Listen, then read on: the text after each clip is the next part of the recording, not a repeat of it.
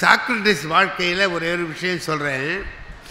சாக்ரட்டிஸுக்கு நாளைக்கு நீ விஷம் அருந்தி சாகணும்னு சொல்ல, விஷத்தை குடித்து சாகணும் அப்படின்னு தீர்ப்பு சொல்லிட்டாங்க கோர்ட்டில். அவர் ரூமில் இருக்கிறார். இப்போ ரூமில் இருக்கிற போது காலையில் சாக போகிறார்.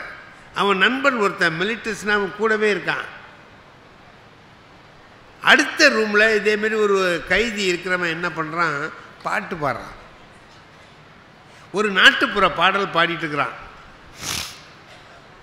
சாக்ரட்டிஸ் கேட்டார், இந்த பாட்டு இது வரைக்கும் நம்ம கேட்டது இல்லையே, புதுசாக நாளைக்கு சாக போகிறாரு, இது வரைக்கும் நம்ம இந்த பாட்டு கேட்டது இல்லையே, நல்ல கருத்தான பாட்டாக இருக்கே, இது யார் எழுதுனது என்னன்னு தெரிஞ்சுக்கணுமே அப்படின்ட்டு அந்த காவலன்கிட்ட கூப்பிட்டாரு.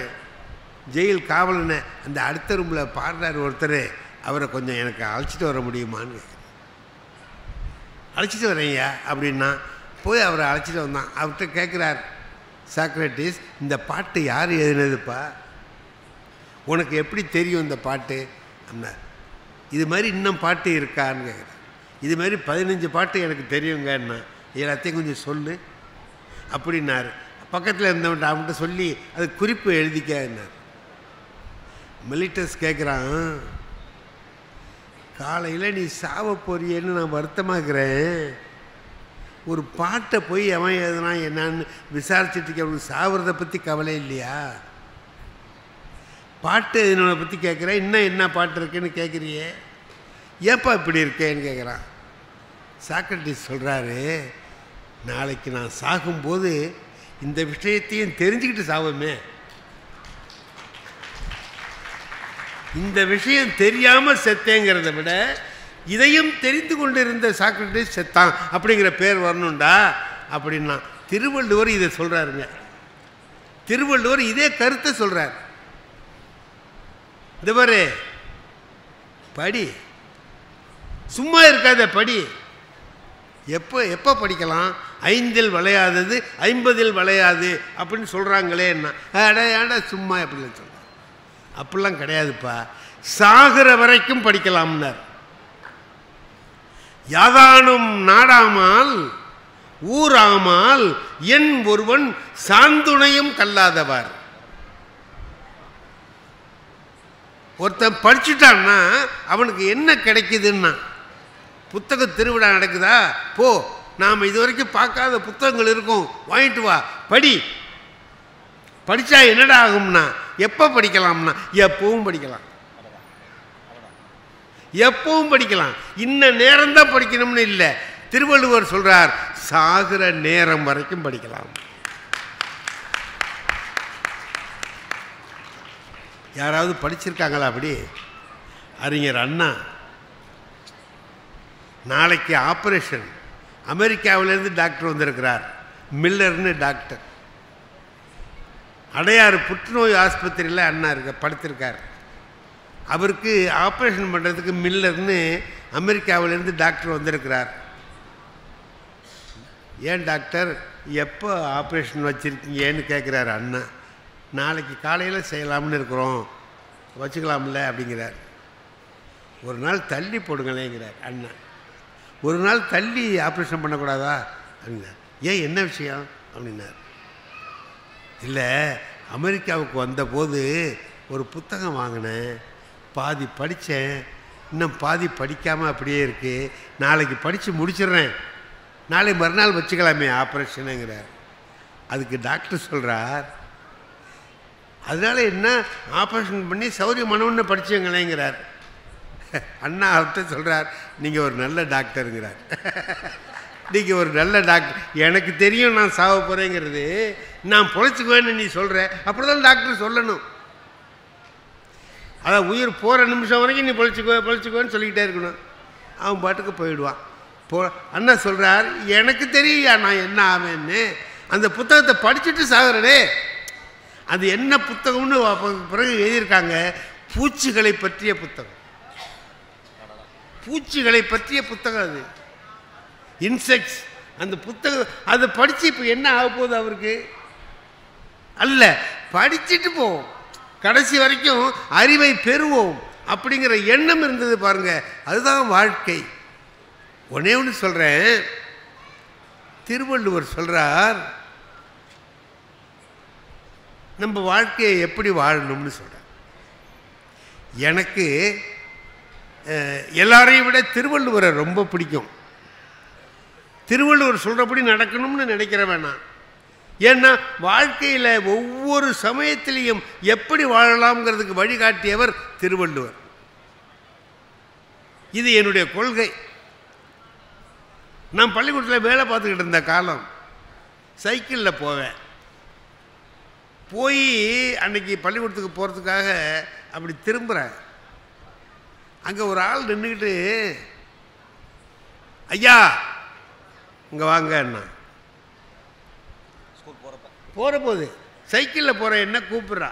நான் போய் இறங்கி ஏதோ கூப்பிட்றாரே என்னமோ தெரியல அப்படின்ட்டு போய் இறங்கி, என்னங்க ஐயான்னு, நீங்கள் இந்த சண்முக வடிவேல் தானே?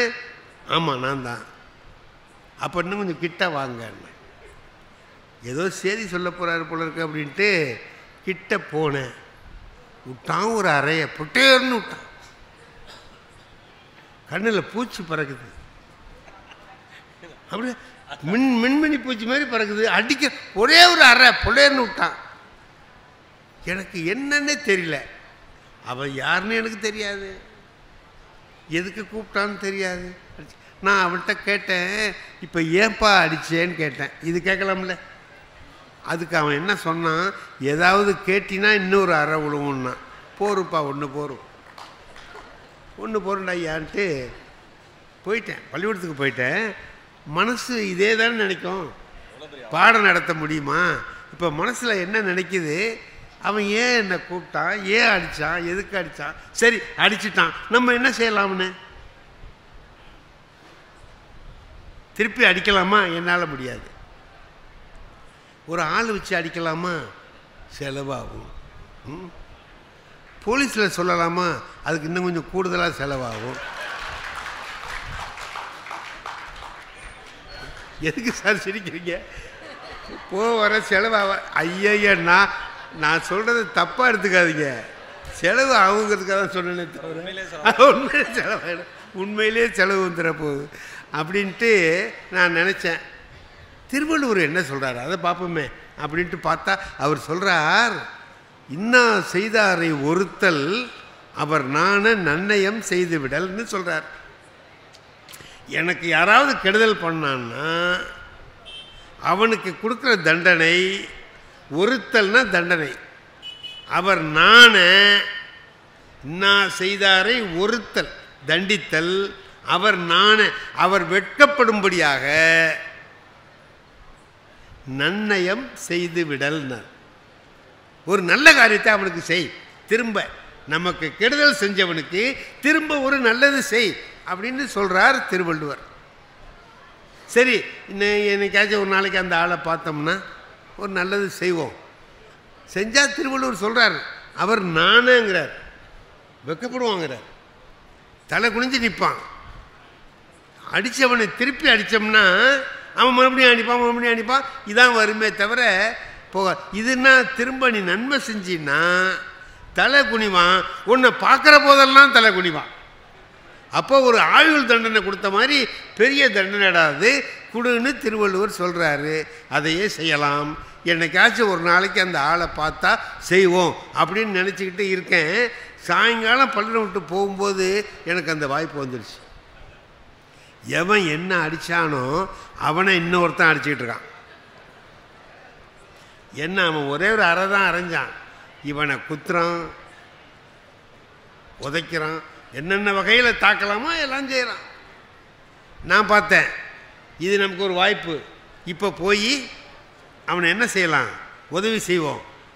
உதவி செஞ்சோம்னா அவன் தலை குனிஞ்சு நிற்பான்னு திருவள்ளுவர் சொல்கிறாரேன்னு சொல்லிட்டு அடிக்கிறவன்கிட்ட போய் ஏன் அவரை அடிக்கிறேன்னு கேட்டேன். அதுக்கு அந்த ஆள் சொன்னான், எனக்கும் அவருக்கும் உள்ள விஷயம், நீ போயா, நீ ஏன் இடையில வர்றப்போ, என்ன ரோட்டில் ஒருத்தனை அடிச்சினா கேட்காம இருக்க முடியுமா அப்படின்னு. உனக்கு தெரியணும்ப்பா ஏன் அடிக்கிறேன்னு. ஆமாம் 10 ரூபா வாங்கினான் ஐயா.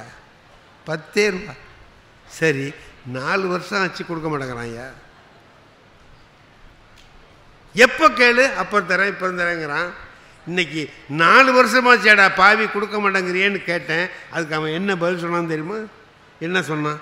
உனக்கு முந்தி கொடுத்தவன்லாம் சும்மா இருக்கான், நீ ஏன் அவசரப்படுறேன்னு கேட்குறான் ஐயா. அப்போ இவனை என்ன பண்ணலாம்? அடிக்கக்கூடாது அப்படின்னா.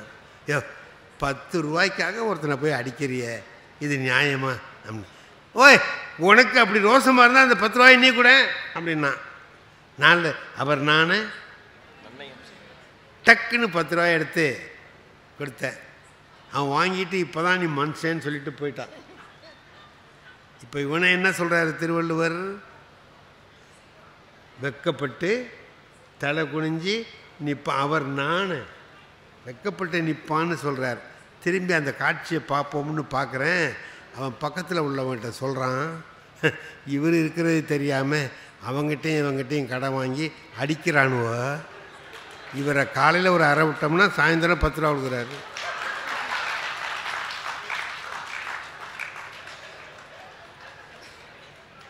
இனிமே பணம் வேணும்னா இவரே வச்சுக்கலாம். ஒரு 50 ரூபா வேணும்னா 5 அறையை விட்டு 5 கொடுத்துருக்கேன், சாயந்தரம் வரும்போது கொண்டா அப்படின்னா 50 ரூபா கொண்டா கொடுப்பாரு. ஏன் அவன்கிட்டையும் இவன்ட்டையும் கேட்பானே, இவனையும் வச்சுக்கலாமே அப்படின்னா. நான் பார்த்தேன் திருவள்ளுவர் வெக்கப்படுவாங்கிறாரு, அவன் தினசரி அடிப்பான் போல இருக்கு.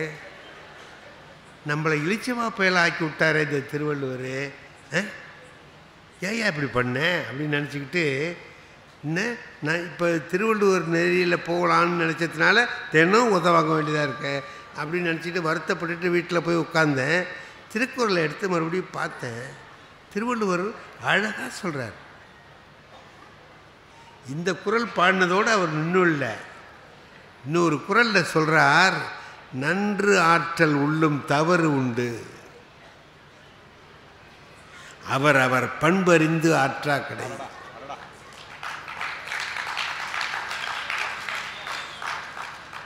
நன்று ஆற்றல் உள்ளும் தவறு உண்டு, நல்லது செய்யறதுலேயே ஒரு தப்பு இருக்குடாங்கிறார். என்ன தெரியுமா? அவன் அவன் பண்பறிந்து செய். நீ அவனுக்கு செய்யறதுக்கு முந்தி, நன்மை செய்யறதுக்கு முந்தி யோசிச்சிருக்கணும். செய்தா அவன் நானுவானா? அதுக்குத்தானே நானேன்னு சொன்னாரு. அவன் அப்படிப்பட்டவனான்னு பார். அப்படி இருந்தால் அவனுக்கு இந்த தண்டனை முறை, இல்லைன்னா எந்த தண்டனை தரணுமோ அந்த தண்டனை தரணும். வாழ்க்கையில் இதையெல்லாம் பார்க்குற போது ஒன்று தெரிஞ்சுக்கிட்டு இதுதான் ஒன்று நினச்சிட்டு நம்ம போயிட முடியாது. சுற்றி எல்லாத்தையும் பார்க்கணும். நிலக்கடலை பயிர் பிடுங்கிறத பார்த்துருப்பீங்க. பொசுக்குன்னு பிடுங்கினா 2 கல்லில் தான் வரும். அப்படியே பிடுங்கினா சுற்றி கொத்தி விட்டு எல்லா வேரையும் எடுத்துட்டு, நான் அவங்க எடுக்கும்போது நான் பார்த்துருக்கேன், வந்தால் 100 கடலில் வரும். அவசரமாக பிடுங்கினா 1 கல்லில் தான் வரும். திருவள்ளுவரை படிக்கிறது எல்லாத்தையும் சுற்றி கொத்தி விட்டு படிக்கிறது மாதிரி எல்லாவற்றையும் புரிந்து கொண்டு வாழ்க்கை எப்படி இருக்கணுங்கிறத நாம் தீர்மானித்து கொள்ள வேண்டும். அதுதான் வாழ்க்கை. உதவி செய்கிறோம்லங்க, உதவி செய்கிறத பற்றி ஒரு திருக்குறள் இருக்குது பாருங்க, அருமையான திருக்குறள்.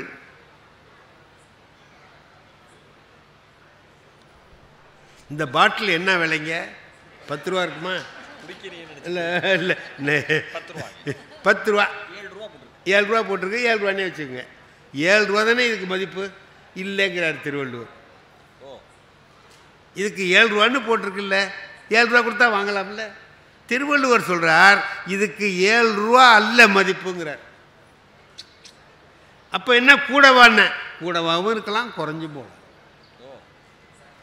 இது 2 ரூபாயாவும் ஆகலாம், 5000 ரூபாயாவும் ஆகலாம்னு. அப்போ எதை வச்சுக்க இதுக்கு தீர்மானிக்கிறதுன்னு கேட்டான். அதை வாங்கிக்கிறவனை பொறுத்து இருக்குன்னார் திருவள்ளுவர். இந்த தண்ணியை பாலைவனத்தில் 3 நாளாக தண்ணி இல்லாமல் தவிச்சிட்ருக்கான் ஒருத்தன். நான் அந்த பக்கமாக காரில் போகிறேன், பார்க்குறான், நாக்கெல்லாம் வெந்து போய் அப்படியே என்ன பண்ணுறதுன்னு தெரியாமல் தவிச்சிக்கிட்டு இருக்கான். ஆகுறான். இந்த தண்ணியை அவன்கிட்ட கொடுத்தா இதுக்கு 1 லட்ச ரூபா கொடுக்கலாங்க அம்மா. அப்போ இது 1 லட்சமா? வாங்கிக்கிட்டவனை பொறுத்து இதனுடைய மதிப்பு கூடும் அல்லது குறையும். இப்போ தான் குடிச்சிட்டு வர்றாரு ஒருத்தர் தண்ணி, இதை நீ குடிச்சு தான் ஆகணும்னா வாங்கி தூக்கி போட்டு போயிடுவான். அதே தானே தண்ணி, தண்ணி அதே தான். ஆனால் வாங்கிக்கிறவனை பொறுத்து மதிப்பு மாறும். உதவி வரைத்தன்று உதவி, உதவி செய்யப்பட்டார் சால்வின் வரைத்து. திருவள்ளுவர் எவ்வளவு நுணுக்கமாக எல்லாத்தையும் ஆராய்ந்து சொல்லுகிறாருன்னு யோசனை பண்ணி பார்த்தீங்கன்னா ஆச்சரியமாக இருக்கும். உதவி வரைத்தன்று உதவி, உதவி செய்யப்பட்டார் சால்வின் வரைத்து. நான் திருவாரூரில் இருக்கிற போது நான் முதல்ல ஒரு வீட்டில் இருந்தேன். அந்த வீட்டில் கடைசியில் ஒரு செட்டியார் இருந்தார், பெரிய பணக்காரர். அவர் என்ன செய்வார் தெரியுமா? தீபாவளி அன்னைக்கு வர்றவங்களெல்லாம் இந்த ஏதாவது வாங்கிறதுக்கு வர்றாங்கல்ல, பிச்சை கேட்டு வருவாங்க. நம்ம வீட்டுக்கு வந்தால் நம்ம என்ன செய்வோம்? ஒரு 2 வடையை எடுத்து போடுவோம், இல்லை ஒரு 2 இட்லியை எடுத்து கொடுத்து சாப்பிட்டு போகணும்னா. சில பேர் எல்லாம் சேர்த்து கொடுத்தாலும் கொடுப்பாங்க, அது பெரிய மனசு உள்ளவன் கொடுப்பான். அந்த செட்டியார் என்ன பண்ணுவார், அப்படி வர்றவங்க எல்லாரையும் உள்ளே அழைச்சிட்டு போவார். வீட்டுக்குள்ளே அழைச்சிக்கிட்டு போய் பந்தி பாய் போட்டு அதில் அவரை உட்கார வச்சு தலைவாழை இலையை விரித்து போட்டு அவருடைய மனைவி இருக்காங்களே அவங்களே விட்டு பரிமாற சொல்லுவார். அந்த அம்மா பரிமாறும். வடை பாயசம் அந்த வீட்டில் அன்றைக்கி என்னென்ன பலகாரம் செஞ்சாங்களோ அவ்வளவும் வச்சு அவருக்கு சாப்பாடு போடுவோம். தண்ணி வேணும்னா தண்ணி கொண்டு வந்து அந்த அம்மா கொடுப்பாங்க. அதுக்கு பிறகு சாப்பிட்டதுக்கு அப்புறம் ஒரு 4 முழ வேட்டி ஒரு துண்டு கொடுப்பார். வெத்தலை பாக்கு வச்சு கடைசியில் 5 ரூபா பணம் கொடுப்பார். இது ஒவ்வொருத்தருக்கும் அவர் செய்வார். அவர் என்ன செய்கிறாருங்கிறது எனக்கு தெரியும்.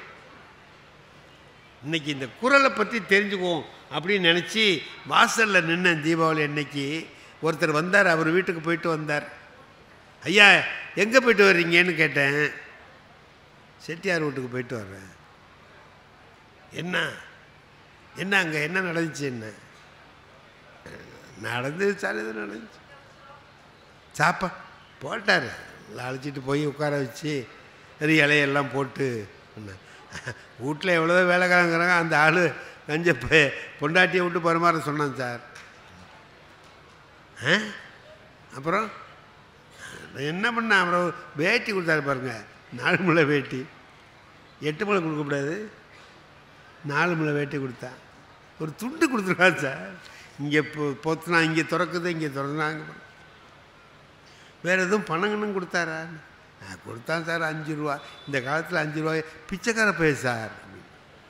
யார கொடுத்தவரை வாங்கினவன் சொல்கிறான் பிச்சைக்கார பையன்னா. நான் எடுத்து நோட்டில் எழுதினேன், தலைவாழை இலையில் விருந்து மனைவியை பரிமாறுகிறார், 4 முழ வேட்டி துண்டு ப்ளஸ் 5 ரூபாய் இஸ் ஈக்குவல் டு பிச்சைக்கார பயல். இன்னொரு ஆள் வந்தார். அவர்கிட்ட கேட்டேன், எங்கே போய்ட்டு செட்டார்ட்டு என்ன பரவாயில்ல சார். உள்ளே அழைச்சிட்டு போய் சாப்பாடு போட்டார். எல்லோரும் வெளில கொண்டாந்து போட்டு அனுப்புவாங்க. அவர் உள்ளே அழைச்சிட்டு போய் செஞ்சார். அந்த அம்மா பரிமாறினாங்க. ஒரு வேட்டி கொடுத்தார் சார். அந்த காலத்தில் 4 முழ வேட்டி என்ன 8 முழம் கொடுக்கலாம், இதை கொடுத்தார். அப்புறம் ஒரு 5 ரூபா கொடுத்தார் சார். 5 ரூபா பெரிய 5 ரூபாயா? பரவாயில்ல சார் அப்படின்னா. நான் அதை எழுதினேன். தலைவாழை இலையில் விருந்து மனைவி பரிமாறினார், 7 முழ வேட்டி துண்டு 5 ரூபாய் ஈக்குவல் டு பரவாயில்லை. 3வது ஆள் ஒருத்தன் வந்தான். எங்கே போய்ட்டு வரீங்க? என்ன ஐயாவிட்டு என்னன்னு சார், இந்த காலத்தில் இப்படி ஒரு மனுஷன் இருக்கிறது கஷ்டம் சார். எல்லோரும் வெளில கொண்டு வந்து தூக்கி போட்டு போன்னு சொல்லுவாங்க. அவர் வீட்டுக்குள்ளே அழைச்சிட்டு போய் உட்கார வச்சு அந்த அம்மா மகாலட்சுமி மாதிரி இருக்காங்க சார். அந்த அம்மாவே பரிமாறினாங்க சார். எங்களுக்கு வேட்டி கொடுத்துருக்காரு சார். இந்த குளிர் நேரத்துக்கு கதண்டு மாதிரி இருக்குது சார், போத்திக்கலாம். துண்டு சார், அழகாக இருக்கு. அதோடு மட்டும் இல்லை சார், 5 ரூபா பணம் கொடுத்தாரு சார். எனக்கு 5000 ரூபா மாதிரி சார். புண்ணியவான் ரொம்ப நாளைக்கு நல்லா இருக்கணும்னு.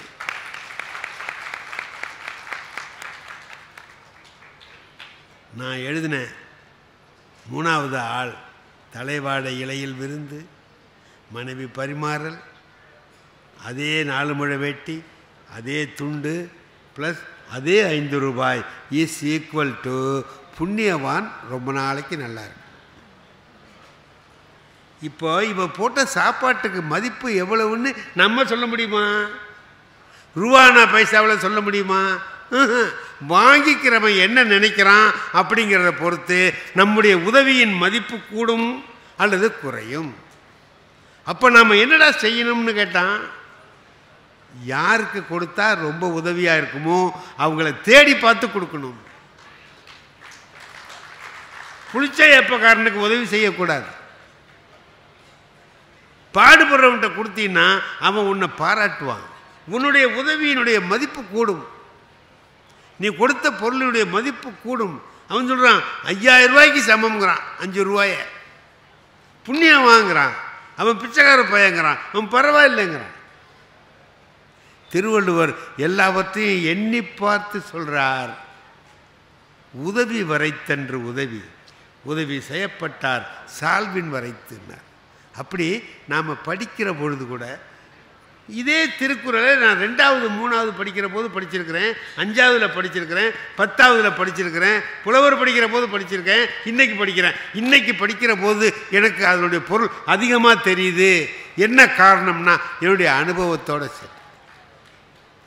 திருவள்ளுவர் சொல்றார், சும்மா இருக்காதே, ஓய்ந்து இருக்காதே, எப்போதும் படி, எங்கெல்லாம் புத்தகம் கிடைக்குதோ படி, எல்லாவற்றையும் படி. கிராமத்தில் நடக்கிறத பார்த்தீங்கன்னா ஆச்சரியமாக இருக்கும். இதை நான் சொல்லி நிறைவு செஞ்சிடறேன். உங்களுக்கு உங்கள் பேச்சை நிறையா கேட்கணும்.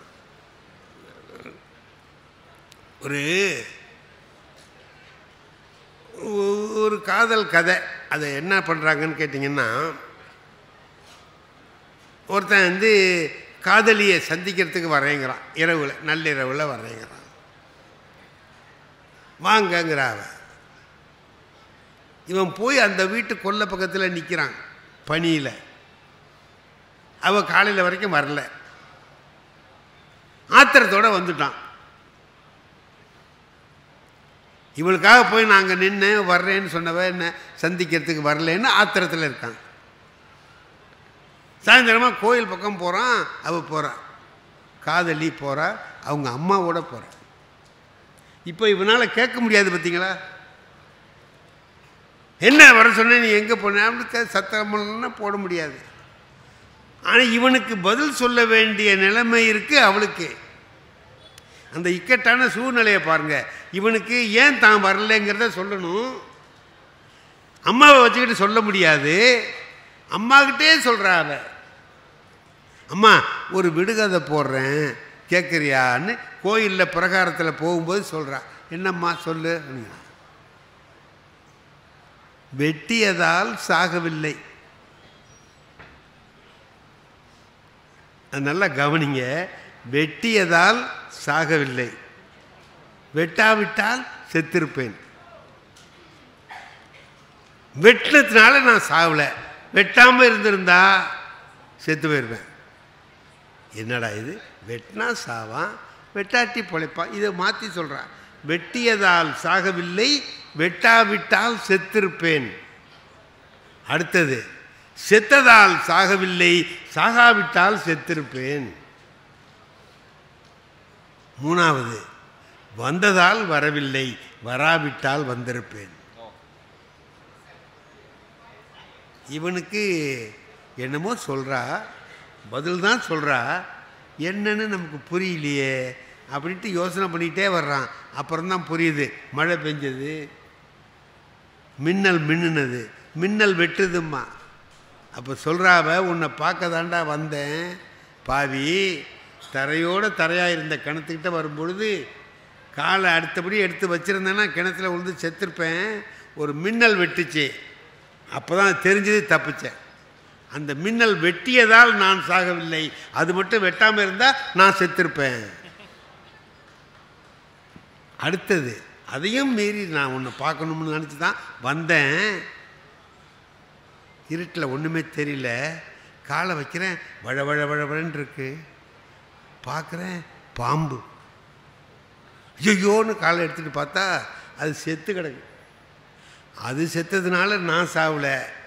அது மட்டும் சாவாமல் இருந்திருந்தா நான் செத்திருப்பேன். செத்ததால் சாகவில்லை, சாகாவிட்டால் செத்திருப்பேன். அதையும் மீறி தான் வந்தேன். கொல்லை பக்கத்தில் அந்த வேலியை திறந்துக்கிட்டு வரலான்னு பார்த்தேன். ஊருக்கு போயிருந்தேன். எங்கள் அப்பா அப்போ தான் வர்றார். லாஸ்ட்டு பஸ் பிடிச்சி அப்போ தான் வந்துட்டுருக்கிறார். அதனால் என்னால் வர முடியல, வந்துட்டேன். அவர் வந்ததால் நான் வரவில்லை, வராவிட்டால் வந்திருப்பேன். இப்போ புரிஞ்சு போச்சுன்னா, கிராமத்தில் எங்கேயோ படிப்பறிவு இல்லாத எளிய பாமர மக்கள் தங்களுக்குள்ளே எவ்வளவு நுணுக்கமாக பேசிக்கொள்கிறார். நீங்கள் அதை கூட கேட்டால் நமக்கு ஒரு அறிவு வரும். அந்த சின்ன விஷயத்தில் கூட நாம் சில அறிவை எல்லாம் பெற முடியும். ஆகையினால எப்போதும் நாம் இது போதும், இதுக்கு மேலே இனி வேண்டியதில்லை என்ற எண்ணத்திலே இல்லாமல், நீ பாருங்க, இப்போ எனக்கு 87 வயசாகுது.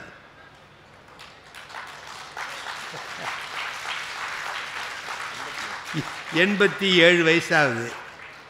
நான் பாட்டுக்கு வீட்டில் இருக்கலாம்ல. இப்போ நீங்கள் கேட்பீங்க, எங்கேருந்து அலையிறேன்னு கேட்பீங்க. இல்லைங்க, வீட்டில் இருந்திருந்தா வெளியில் ஓய்ஞ்சி உட்காந்துருந்தேன்னா என்ன ஆயிருக்கும்னா முன்னாடியே போயிருப்பேன். நான் போகாமல் இருக்கிறதற்கு காரணமே ஓய்ந்து இருக்காமல் இருந்தது தான்.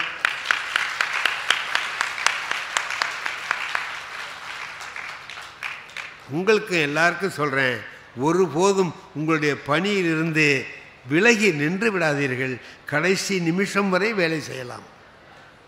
நம்மால் முடிந்த ஒரு உதவியை செய்யலாம். பாரதி ஒன்றே ஒன்று சொன்னான், இந்த பார், உங்ககிட்ட பணம் நிறையா இருக்கா, அள்ளி அள்ளி குடுறா. நிதி மிகுந்தவர் பொற்குவை தாரு, குவை அப்படியே அள்ளி கொடு. நிதி குறைந்தவர் காசுகள் தாரு, 4 காசை எடுத்து கொடு. ஆண்மையாளர் உழைப்பினை நல்கி. அதுவும் முடியலையா, உன்கிட்ட காசு கொஞ்சம் கூட இல்லையா, உன் உடம்புல தெம்பு இருக்கா, உழைச்சி. புத்தக திருவிழா நடத்துகிறாங்க, 4 பேர் உதவியாக இருக்கணும். நிறையா இருந்தால் நன்கொடை கொடுக்கலாம், இல்லை கொஞ்சமாக கொடுக்கலாம். அதுவும் இல்லையா, இது நடக்கிறதுக்கு என்ன உதவி செய்யணும்னு பார்த்து நம்மளால் முடிஞ்ச உதவியை செய்யலாம். பந்தை போகிறதுக்கு ஒரு கம்பு எடுத்து கொடுத்துட்டு போனால் கூட உதவி தான் இல்லையா? ரைட்டு. என்கிட்ட அதுவும் இல்லையே, நான் ஒருத்தன், என்னால் உழைக்கவும் முடியலையே, நான் என்ன பண்ணுறதுன்னா, பாரதி சொல்கிறார், அழகாக சொல்கிறார், ஆண்மையாளர் உழைப்பினை நல்கீர், உழைப்பை கொடுங்க அப்படின்னா, அதுவும் மற்றோர் அந்த உடம்பு வலிமையே இல்லைன்னா வாய்ச்சொல் அருளீர். வாயால் நல்ல வார்த்தை சொல்லுடா. நல்ல காரியம் செய்கிறாங்க, என்னால் ஒன்றும் செய்ய முடியல, நீங்களாவது ஏதாவது செய்யுங்கன்னு 4 பேருக்கு சொல்லு, நல்லதை சொல்லு. செய்கிறத கெடுக்கிற மாதிரி ஒன்றும் சொல்லிடாத. என்ன ஒருத்தர் பேசுகிறதுக்கு கூப்பிட்டார் கோயிலில், கார்த்திகைக்கு வாங்க வந்து சாயந்தரமாக கொஞ்சம் சமய பேச்சு பேசுங்கன்னார். சரிங்க வர்றேன் அப்படின்னு போகிறேன். அங்கே ஒரு தட்டியில் எழுதி வச்சிருக்கிறார், இன்று சமய சொற்பொழிவு கார்த்திகையை முன்னிட்டு கோவிலில் நடைபெறும், எல்லோரும் வருகன்ற. நான் பேசுவேன்னா அதில் எழுதலை. நான் கேட்டேன், ஏயா என் பேரை எழுதப்படாதா, என்ன தான் கூப்பிட்டேன்னு. இல்லை 4 பேர் வரட்டுமேன்னு தான் எழுதலைன்னா.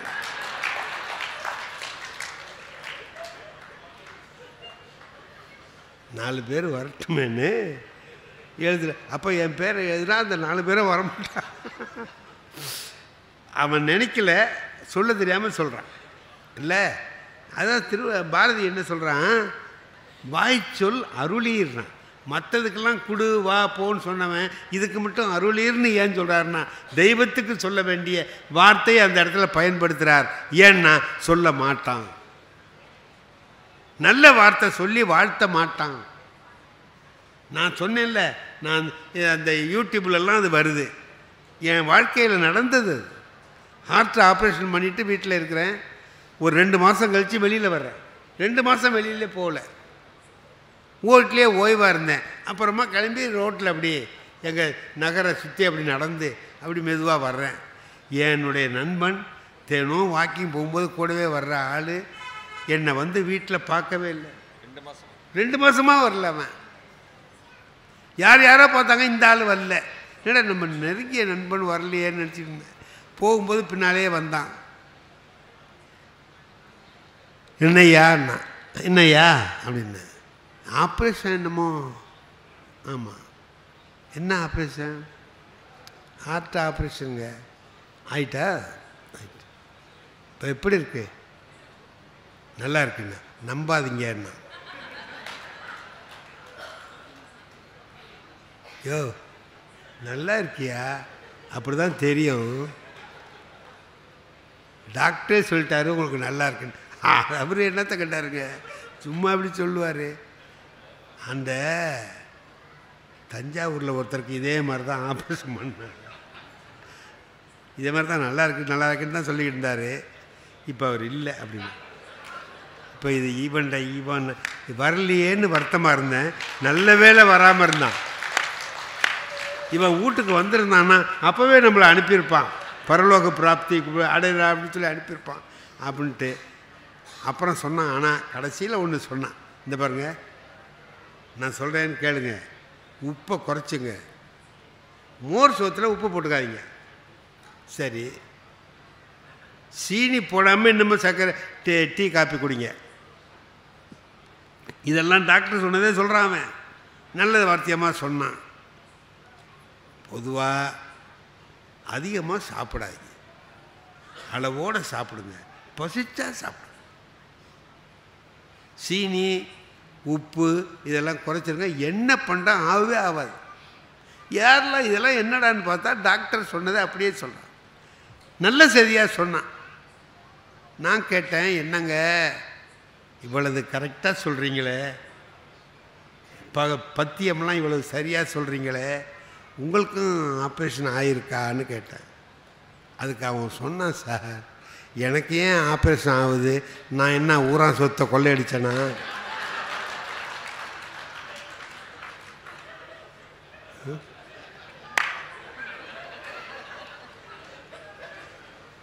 வாங்கின கடனை இல்லைன்னு சொன்னேன்னா இன்னும் 2-3 சொன்னால் அது நம்ம சொல்ல முடியாதுங்க.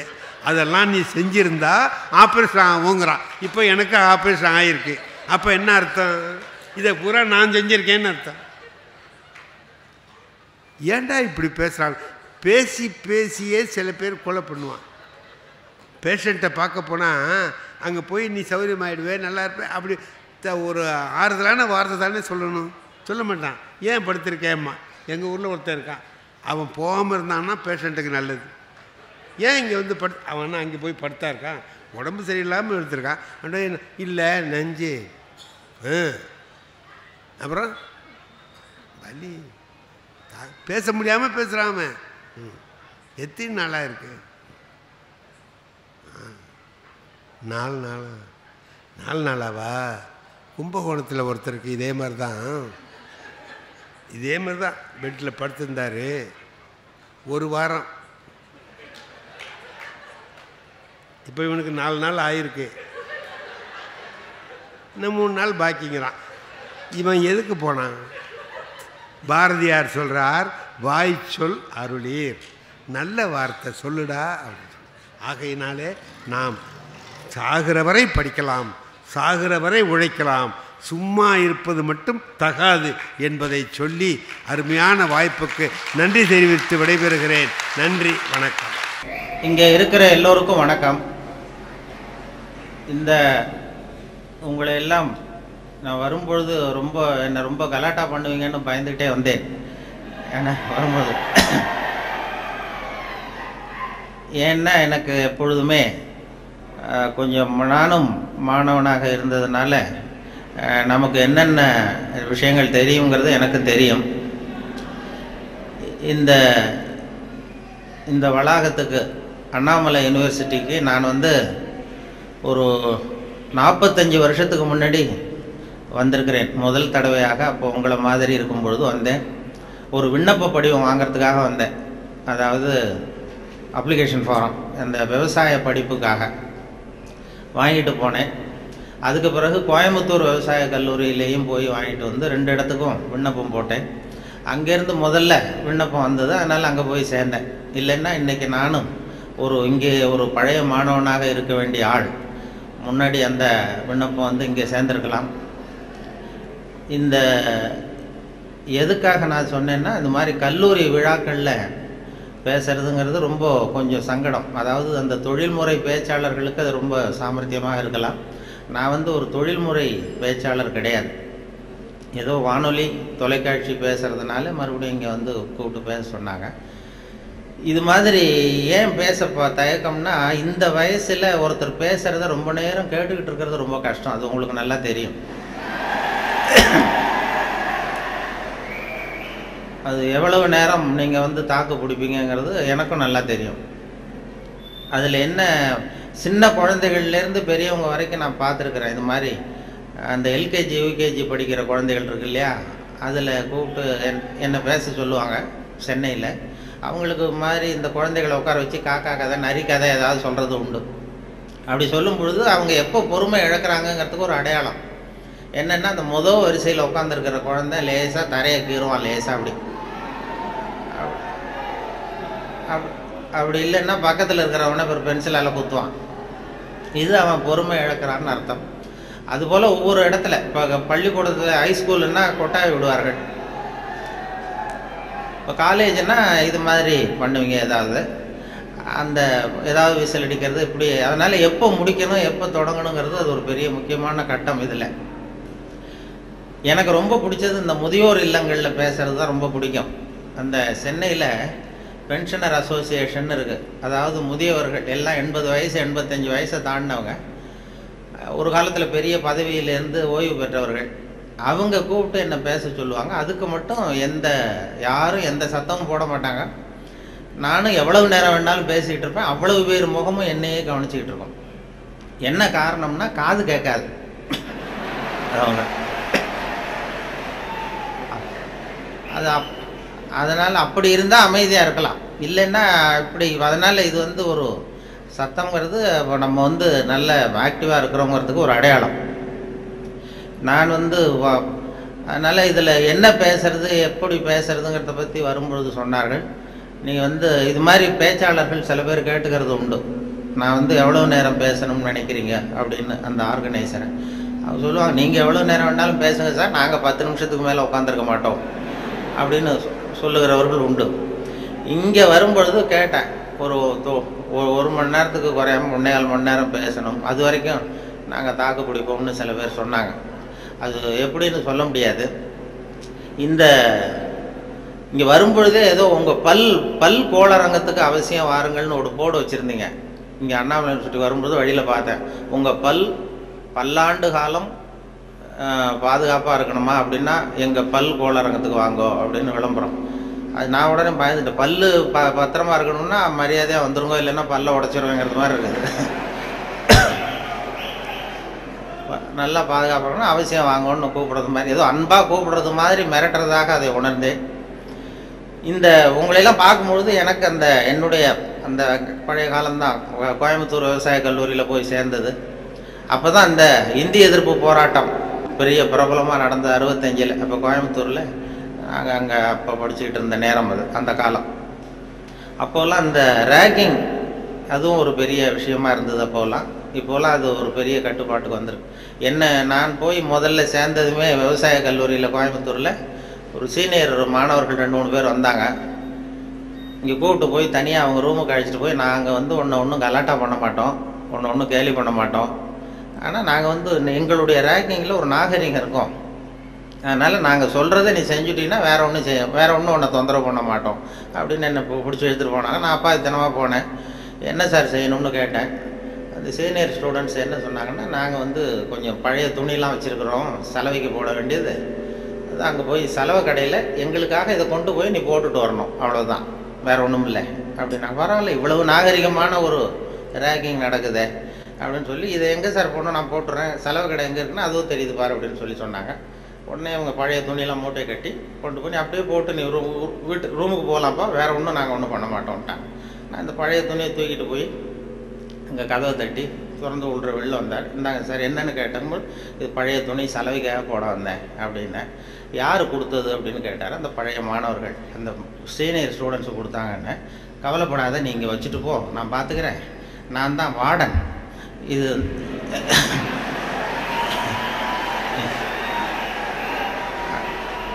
அவங்க ஏதோ ஒன்று இப்படி சொல்லியிருக்கிறாங்க, நான் உன் பேரில் கோவப்படலைப்பா, நீ வச்சுட்டு போ, நான் பார்த்துக்கிறேன்னார். அந்த வார்டன் பின்னாடி எங்கள் பல்கலைக்கழகத்து வைஸ் சான்சலராகவே ஆனார். அப்புறம் ஓய்வு பெற்றார். அப்படி ஒரு அனுபவம் அங்கே நடந்தது. அப்படிலாம் பண்ணுவாங்க. அதில் சில நல்ல இந்த அக்ரிகல்ச்சுரல் ஸ்டாட்டிஸ்டிக்ஸ்னு ஒரு பாடம், விவசாய புள்ளியியல், அது ரொம்ப போர் அடிக்கும். நாங்கள் யாரும் போக மாட்டோம் அந்த வகுப்புக்கு. ஏன்னா அது புரிஞ்சுக்கிறதே கஷ்டமாக இருக்கும். அதுக்காக அந்த ஆசிரியர் என்ன பண்ணார்னா, ஒரு தொழில்நுட்பத்தை கையாண்டார். அதாவது அந்த பாடத்தை நடத்திவிட்டு கடைசியில் ஒரு ஜோக்கு சொல்கிறது. அந்த ஜோக்கு அந்த வயசில் நமக்கு என்ன பிடிக்குமோ, அதாவது இந்த வயசில் உங்களுக்கு என்ன பிடிக்குமோ அது, அப்படிப்பட்ட ஜோக்காக சொல்லி எங்களை உடனே அந்த வகுப்புக்கு எல்லாரையும் வரும்படியாக பண்ணிட்டார். அப்போ அந்த விவசாய புள்ளியியல் துறை பேராசிரியர், அதனுடைய பாதிப்பு தான் எனக்கு எது சொன்னாலும் கடைசியில் எதையாவது ஒரு வேடிக்கையாக ஒன்று சொல்கிறதுங்கிறது. அந்த ஆசிரியருடைய பாதிப்பு. அவர் என்ன பண்ணுவார், ரொம்ப கடுமையான விஷயங்களை சொல்லிவிட்டு பாடம் முடிகிறப்போ ஒரு ஜோக்கு சொல்லுவார். அப்போ ஏதாவது பத்திரிகைகளில், வெளிநாட்டு பத்திரிகைகளில் படிச்சுட்டு சொல்லுவார். அவர் அப்போ 40 வருஷத்துக்கு முன்னாடி சொன்னது இப்போது இன்னமும் ஞாபகம் இருக்குது எனக்கு. அது என்ன, அவர் சொன்ன அந்த ஜோக்குகளில் ஒன்று என்னென்னா, ஒரு பெரிய குண்டான ஆள், ரொம்ப எடை அதிகம். அவன் இந்த எடையை குறைக்கிறது எப்படின்னு முயற்சி பண்ணான். முதல்ல எவ்வளவு எடை இருக்கும் அப்படின்னு சொல்லி ஒரு எடை போடுற மிஷினில் ஏறி நின்று காசை போட்டானா. டிக்கெட் விழுந்தது.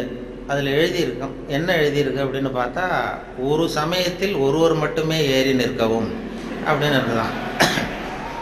இவன் புரிஞ்சுக்கிட்டான், என்னாச்சுன்னா சரி நமக்கு நிலைமை சரியில்லை, இது எப்படியும் எடையை குறைக்கணும், இதுக்கு என்ன பண்ணுறதுன்னா அந்த நேரம் அமெரிக்கா போக வேண்டிய வாய்ப்பு கிடைச்சிது. அமெரிக்கா போய் எங்கே சுற்றி பார்த்துக்கிட்டு இருக்கும்போது ஒரு இடத்துல போர்டு போட்டிருந்து தான், உங்கள் எடை குறைய வேண்டுமா இங்கே வாருங்கள் அப்படின்னு விளம்பரம். உடனே இவன் ஆவலாக அங்கே போனான். அங்கே ஒரு இடத்துல அந்த மேனேஜர் மாதிரி ஒரு ரிசப்ஷனில் ஒரு பொண்ணு உட்காந்துருந்தது. என்ன ஏன்னா, நான் இந்தியாவிலேருந்து வந்திருக்கேன், எனக்கு எடை குறையணும் அப்படின்னா, உனக்கு ஆர்டினரி ட்ரீட்மெண்ட் வேணுமா ஸ்பெஷல் ட்ரீட்மெண்ட் வேணுமா? ஆர்டினரி டீலக்ஸ்ன்னு 2 ட்ரீட்மெண்ட்டு கொடுக்குறோம் எடையை குறைக்கிறதுக்கு, உனக்கு எது வேணும்னு கேட்டிருக்க அந்த அம்மா.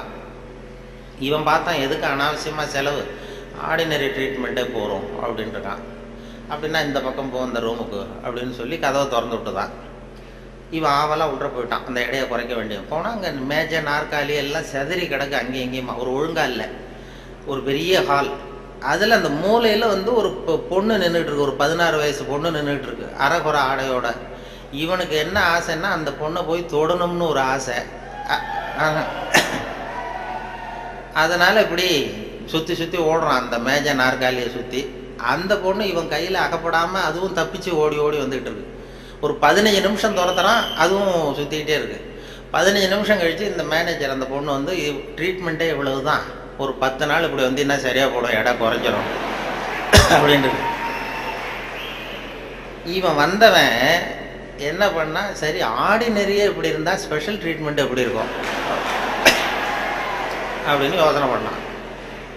சாடான்னு என்ன பண்ணால், நம்ம வந்துட்டோம், இதுக்காக இன்னொரு தரம் அமெரிக்காவுக்கு நம்ம வரப்போகிறதில்ல, எப்படியும் அதையும் பார்த்துட்டு போகணுன்ட்டு மறுபடியும் அந்த மேனேஜர் அம்மாட்ட போய் நின்னான். என்ன சார் மறுபடியும் என்னன்னு கேட்டிருக்கேன், இந்த ஸ்பெஷல் ட்ரீட்மெண்ட்டையும் எடுத்துகிட்டு போடலாம்னு பார்க்குறேன் அப்படின்னா, அது நீங்கள் இது ஆர்டினரி ட்ரீட்மெண்ட்டுக்கு $10 கட்டினீங்க, ஸ்பெஷல் ட்ரீட்மெண்ட்டுக்கு $50 கட்டணுமே அப்படின்ட்டுருக்கு. அது பரவாயில்ல நான் கட்டிடுறேன்னு சொல்லி கட்டிவிட்டு அப்படின்னா இந்த ரூமுக்கு போ அப்படின்னு ரொம்ப ஆவலாக போய் கதவை திறந்தான். அதுவும் ஒரு பெரிய ஹால், இதே மாதிரி மேஜை நாற்காலிலாம் செதறி கிடக்கு. அந்த மூலையில் தேடுறான், யார் நிற்கிறான்னு பார்த்தா ஒரு 90 வயசு கிழவி. அவ இவனை துரத்துறா.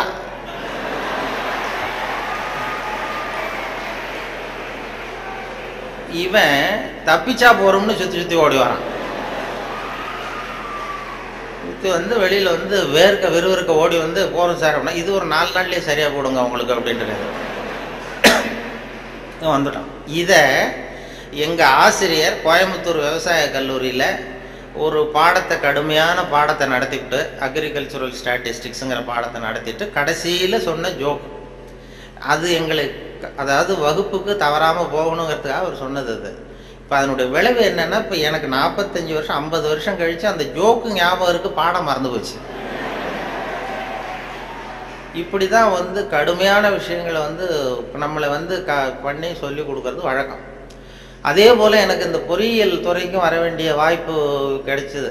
நம்ம படித்து முடித்ததுமே சில பேர் எங்கள் பெற்றோர்கள் எல்லாரும் ஆலோசனை பண்ணாங்க, பொறியியலுக்கு அனுப்பலாம், இன்ஜினியர் ஆக்கலாம் பையனை அப்படின்னு. அப்புறம் எல்லாம் இப்போ சில பேர் சொன்னாங்க, அதுக்கெல்லாம் நம்ம பையன் சரியாக வரமாட்டான், அதுக்கெல்லாம் கொஞ்சம் புத்திசாலித்தனம் வேணும் அப்படி இப்படின்னு சொல்லி அதை பண்ணி விட்டாங்க.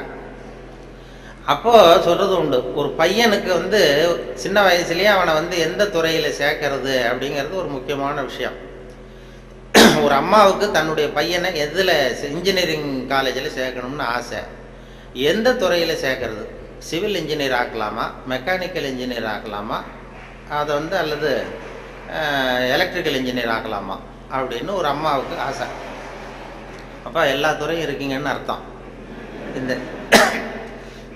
இந்த பையனை எந்த துறையில் சேர்க்கறது அம்மாவுக்கு முடிவு பண்ண முடியல, அப்பாவாலையும் ஒன்றும் சொல்ல முடியல. உடனே இவர் என்ன பண்ணார், பையனை அழைச்சிட்டு ஒரு மனோதத்துவ டாக்டர்கிட்ட போனார்.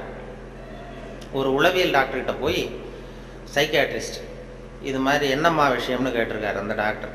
ஒன்றும் இல்லை சார், என் பையனை வந்து மேற்கொண்டு படிப்புக்கு சேர்க்கணும், இன்ஜினியரிங் காலேஜில் சேர்க்கணும். சிவில் இன்ஜினியர் தேவலாமா, மெக்கானிக்கல் இன்ஜினியரா, எலக்ட்ரிக்கல் இன்ஜினியரா, எது இவனுடைய சுபாவத்துக்கு தகுந்தாப்புல நீங்கள் வந்து ஒரு துறையை சொன்னீங்கன்னா அது ஈஸியாக இருக்கும் படிக்கிறதுக்கு. அதுதான் உங்களை மன ரீதியாக நீங்கள் ஆராய்ச்சி பண்ணி சொல்லுங்கன்னு அழைச்சிட்டு வந்துருக்கு. இது ஒன்றும் கஷ்டம் இல்லைம்மா, ஈஸியாக கண்டுபிடிச்சிடலாம் அப்படின்னு அந்த டாக்டர் உடனே அந்த பையனை கூப்பிட்டு, என்னப்பா நல்லா இருக்கே அப்படின்னு தட்டி கொடுத்தார். சின்ன பையன் பொடிய, இவனுடைய சுபாவம் என்னங்கிறத நான் ஈஸியாக கண்டுபிடிச்சி சொல்லிடுறேன், அதுக்கு தகுந்தாப்புல இப்போ இருந்தே சொல்லி கொடுத்து நீங்கள் பழக்கி கொண்டு வரலாம் அப்படின்னு சொல்லிட்டு ஒரு நர்ஸை கூப்பிட்டார். நர்ஸ்னு தான் அந்த அம்மா வந்தது. இந்த பாரு, இது மாதிரி ஒரு மேஜையில் ஒரு சுத்தியல் கொண்டு வந்து வை, ஒரு கொரடு கொண்டு வந்து வை, ஒரு ஸ்க்ரூ டிரைவரை கொண்டு வந்து வை. இந்த பையனை அப்படி கொண்டு வந்து விடுவோம். இவன் சுத்தியலை போய் தொட்டான்னு எடுத்தான்னா ஆசையாக ஏதாவது ஒன்று எடுப்பான். சுத்தியல் எடுத்தான்னா சிவில் இன்ஜினியருக்கு படிக்க வச்சுருவான், கொரடை எடுத்தான்னா மெக்கானிக்கல் இன்ஜினியருக்கு படிக்க வச்சுருவான், ஸ்க்ரூ டிரைவர் எடுத்தான்னா எலக்ட்ரிக்கல் இன்ஜினியர் படிக்க வச்சுருவோம். இது அவனுடைய சுபாவத்தை கண்டுபிடிக்கிறது சுலபமான வழி அப்படின்னு டாக்டர் சொல்லிட்டார்.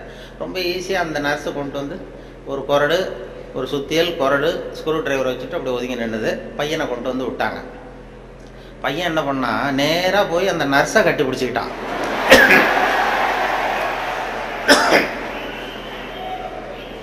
உடனே அந்த டாக்டர் சொன்னாராம், இவனை வந்து டாக்டருக்கு படிக்க வச்சுருங்க, அதுதான் அவனுக்கு அவன் சுபாவத்துக்கு பொருத்தமாக இருக்கும் அப்படின்னு சொல்லுவாங்க. அப்படி ஒருத்தருடைய சின்ன வயசுலேயே நம்ம எந்த துறைக்கு கொண்டு போகலாம் என்ன ஏதுங்கிறது இளையும் பயிர் முளையில் தெரியும்பாங்கள்ல, சின்ன வயசுலேயே தெரிஞ்சிடும். அது பெரிய பெரிய இதெல்லாம், ஒரு பெரிய எழுத்தாளர் மேல்நாட்டில் பிற்காலத்தில் வந்து பெரிய எழுத்தாளர் ஆனாராம். அவருக்கு சின்ன வயசில் படிக்கும் பொழுது ஒரு கட்டுரை எழுத சொல்லியிருக்கிறார் வாத்தியார். என்ன கட்டுரைன்னா, விபத்து அப்படின்னு தலைப்பு. விபத்துன்னு சொல்லி ஒரு கட்டுரை அல்லது கதை எழுதுங்கன்னு சொல்லியிருக்கார். இந்த சின்ன பையனாக இருக்கும்போது எழுதுனானா. அவன் பிற்காலத்தில் பெரிய நாவலிஸ்ட், பெரிய எழுத்தாளர் ஆனான். சின்ன வயசுலேயே அவன் விபத்துங்கிற தலைப்புக்கு என்ன எழுதுனா, ஒவ்வொரு வரியிலையும் ஒவ்வொரு திருப்பம். அதாவது ஒரு 10வது மாடியில் ஒருத்தன் வெள்ளை அடிச்சுக்கிட்டு இருந்தான் அப்படின்னு எழுதுறான். 10வது மாடியில் வெளிப்பக்கமாக நின்றுக்கிட்டு ஒருத்தன் வெள்ளை அடிச்சுக்கிட்டு இருந்தான். துரதிர்ஷ்டவசமாக அந்த வெள்ளை அடித்தவன் கால் தவறி கீழே விழுகிறான், விழுந்துக்கிட்டு இருக்கான். அதிர்ஷ்டவசமாக அந்த நேரம் சாலையில் ஒரு வைக்கோல் வண்டி வந்து கொண்டிருந்தது. அடுத்த வரி. அடுத்தது, துரதிர்ஷ்டவசமாக அந்த வைக்கோலின் நடுவே ஒரு கடப்பாறை சொருகியிருந்தார்கள். அதிர்ஷ்டவசமாக இவன் அந்த கடப்பாறையில் விழவில்லை. துரதிர்ஷ்டவசமாக அவன் வைக்கோலிலும் விழாமல் தரையில் விழுந்து செத்து போட்டான் அப்படின்னு. இந்த ஆள் இதை எழுதினவன் பிற்காலத்தில் பெரிய எழுத்தாளர் ஆகிட்டாரான், பெரிய இதாகி. அப்படி வந்து சுபாவம் வந்து சின்ன வயசுலேயே தெரியும் யார் யாருக்கு என்ன அப்படின்னு சொல்லி. நமக்கெல்லாம் அது இந்த இப்போ நம்ம ஆசிரியர்களுக்கே சில சுபாவங்கள் உண்டு. அது உங்களுக்கெல்லாம் தெரிஞ்ச விஷயமா இருக்கும். ஒவ்வொரு அவங்கவுங்க துறை சம்மந்தப்பட்ட இதாக இருக்கும். அதாவது ஒரு 3 பேராசிரியர்கள் ஒரு ஊருக்கு போனாங்க. ஒரு பெரிய பல்கலைக்கழகத்தில் இது மாதிரி பேசுறதுக்கு 3 துறை பேராசிரியர்கள் போனாங்க. ஒரு உடற்பயிற்சி ஆசிரியர், ஒரு ஃபிசிக்ஸ் பேராசிரியர், ஒரு கணக்கு வாத்தியார், 3 பேரும் போனாங்க. கணித பேராசிரியர். இது மாதிரி ஒரு விழாவில் பேசி முடித்ததும் கொண்டு போய் கெஸ்ட் ஹவுஸில் 3 பேரையும் தங்க வச்சாங்க. நாளைக்கு மறுநாள் அவங்க ஊருக்கு போகணும். இது மாதிரி விழாவில் கலந்துக்கிட்டு முடிஞ்சதும் கணித பேராசிரியருக்கு ஒரு ரூம், அந்த இவருக்கு அந்த ஃபிசிக்ஸ் பேராசிரியருக்கு ஒரு ரூமு, உடற்பயிற்சி ஆசிரியருக்கு ஒரு ரூம் போட்டு கொடுத்தாச்சு. இது மேல்நாட்டில் நடந்தது. அதனால் என்னென்னா அவங்களுக்கு அந்த ஆகாரம்லாம் டப்பாவிலே வச்சுருக்குறாங்க. அந்த டப்பாவில் டின்னு ஃபுட்டுங்கிறாங்கல்ல, அது மாதிரி டின்னில் அடைச்சி அவங்க ரூமில் வேண்டிய ஆகாரமெல்லாம் வச்சு கொடுத்துட்டாங்க. கொடுத்து கொண்டு போய் விட்டு வந்துட்டாங்க. அந்த வந்துட்டு மறுநாள் காலையில் எழுந்திரிச்சார் இந்த இந்த ஆர்கனைசர். அப்போ தான் அவருக்கு அப்படியே பதறி போயிட்டார். ராத்திரி அந்த 3 பேராசிரியர்களுக்கும் 3 டப்பாவில் உணவு கொடுத்தோம், ஆகாரம். அதை திறக்கிறதுக்கான கருவியை கொடுக்காம வந்துட்டோம். திறக்கிறதுக்கு ஒரு பொருள் அது இல்லாமல் கொடுத்தோம். எப்படி அவங்க டப்பாவை திறந்தாங்களா சாப்பிட்டாங்களா என்னன்னு தெரியல அப்படின்னு ஒரு பதறி போய் விடிஞ்சதும் ஓடுறாரு விழுந்தடிச்சு. இந்த வரவேற்றம் ஓடி போய் முதல்ல அந்த உடற்பயிற்சி ஆசிரியர் கதவை திறந்தாரா, ரூமை திறந்தா அவர் நிம்மதியாக தூங்கிட்டு இருக்காரு. டப்பா திறந்து கிடக்கு, சாப்பிட்டுட்டு நிம்மதியாக தூங்கிட்டு இருக்காரு. உடனே இவர் போய் தட்டி எழுப்பி, எப்படி சார் அந்த டப்பாவை திறந்தீங்க, அந்த இதை கொடுக்கலையே நாங்கள் உங்களுக்கு அப்படின்னு. இது என்ன சார், உடல் பலம் தான் சார் முக்கியம், டப்பாவை பலம் ஓங்கி கீழே அடித்தேன் திறந்துட்டுது, அது என்ன பெரிய காரியம் அப்படின்னு சொல்லி உடற்பயிற்சி செஞ்சுட்டேன், அதனால் சாப்பிட்டேன் இருக்காரு. பரவாயில்ல சார் அப்படின்னு சொல்லி அடுத்த ரூமுக்கு ஓடிருக்காரு. அங்கே ஃபிசிக்ஸ் வாத்தியார் உட்காந்துருக்காரு. அவரும் அதே மாதிரி நிம்மதியாக தூங்கியிருக்காரு. இது டப்பா திறந்து கிடக்கு. போய் திறந்து, எப்படி சார் திறந்தீங்க நீங்கள் டப்பாவை அப்படின்னா, அது என்ன சார், எந்த இடத்துல ப்ரெஷர் கொடுக்கணும்னு எனக்கு தெரியும், அந்த இடத்துல அழுத்தினா திறந்துட்டுது டப்பா, அது நமக்கு டெக்னிக்கு வந்தது தானே அப்படின்னு அந்த திறந்து சாப்பிட்டேன்ட்டார். இவர் அப்பாடா நிம்மதியாக போச்சு. அடுத்தது கணக்கு வாத்தியார் ரூமுக்கு ஓடினார். அங்கே போனால் அவர் தூங்கவும் இல்லை, டப்பாவும் திறக்கலை, மூடியே இருக்கு. என்ன பண்ணுறீங்க அப்படின்னு சொல்லி அந்த கணக்கு ஏதோ ஒரு எழுதிட்டு இருக்காரு பேப்பரில். கணக்கு வாத்தியார், என்ன சார் பண்ணிட்டு இருக்கீங்க அப்படின்னு கேட்டிருக்காரு. அவர் ஒன்றும் இல்லை, அஸ்யூம் தி டப்பா இஸ் ஓப்பன் அப்படின்னு சொல்லி மேற்கொண்டு கணக்கு போட்டுக்கிட்டு இருக்காரு சார் அப்படின்னாராம். இது ஒவ்வொருத்தருக்கும் ஒரு சுபாவங்கிறது அது இயல்பாக அமையிறது. ஆசிரியர்களுக்கு எல்லாருக்குமே அப்படி அமையிறது. என்னோட படித்தவர்கள் இன்னைக்கு பல பேர், ஒருத்தன் தான் சின்ன வயசில் ஒரு பையன் ஜானகிராமன் ஒருத்தன் பக்கத்தில் என்ன பென்சிலாலேயே குத்திக்கிட்டு இருப்பான். இன்னைக்கு அவன் கும்பகோணத்தில் இன்னைக்கு பெரிய டாக்டர், எல்லாருக்கும் ஊசி போட்டுக்கிட்டான். அப்படி சின்ன வயசுலேயே சுபாவம், அவங்க யார் யார் எப்படி வருவாங்க அப்படின்னு தெரியும்.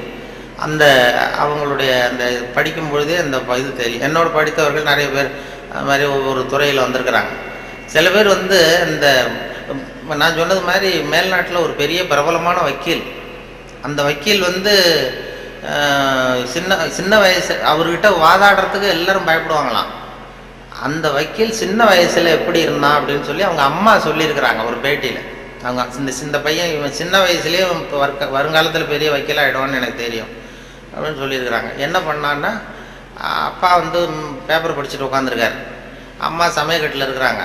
இவன் பையன் அவன் ரூமில் இங்கே ஏதோ பண்ணிகிட்டு இருக்கான். ஒரு பூனை வீல்னு கத்திக்கிட்டு இருக்கு. அம்மா கதறிக்கிட்டு இருக்க ஒரு பூனை. உடனே அம்மாவுக்கு புரிஞ்சு போச்சு, டேய் அந்த பூனை வாழை பிடிச்சி இழுக்காதரா அப்படின்னு கத்திருக்கு அந்த அம்மா. பூனை வாழை பிடிச்சி இழுக்காதரான்னு. ஆமாம், இங்கேயும் சில பூனைகள் இருக்கு, அது வாழை யாரும் பிடிச்சி இழுத்துறாதீங்க.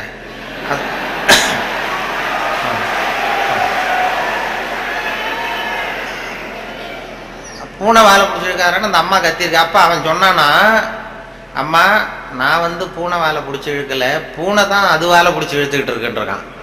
நான் ஒன்றும் பூனைக்கு இடைஞ்சல் பண்ணல, பூனை தான் வாழை எடுத்துக்கிட்டு இருக்கு, நான் அது வாழை இழுக்கலன்றான். ஓடி போய் பார்த்துருக்குறாங்க அம்மாவும் அப்பாவும். பார்த்தா இவன் பூட்ஸு காலால் மிரிச்சிக்கிட்டு இருக்கான், பூனை வாழை எடுத்துக்கிட்டு இருக்கு.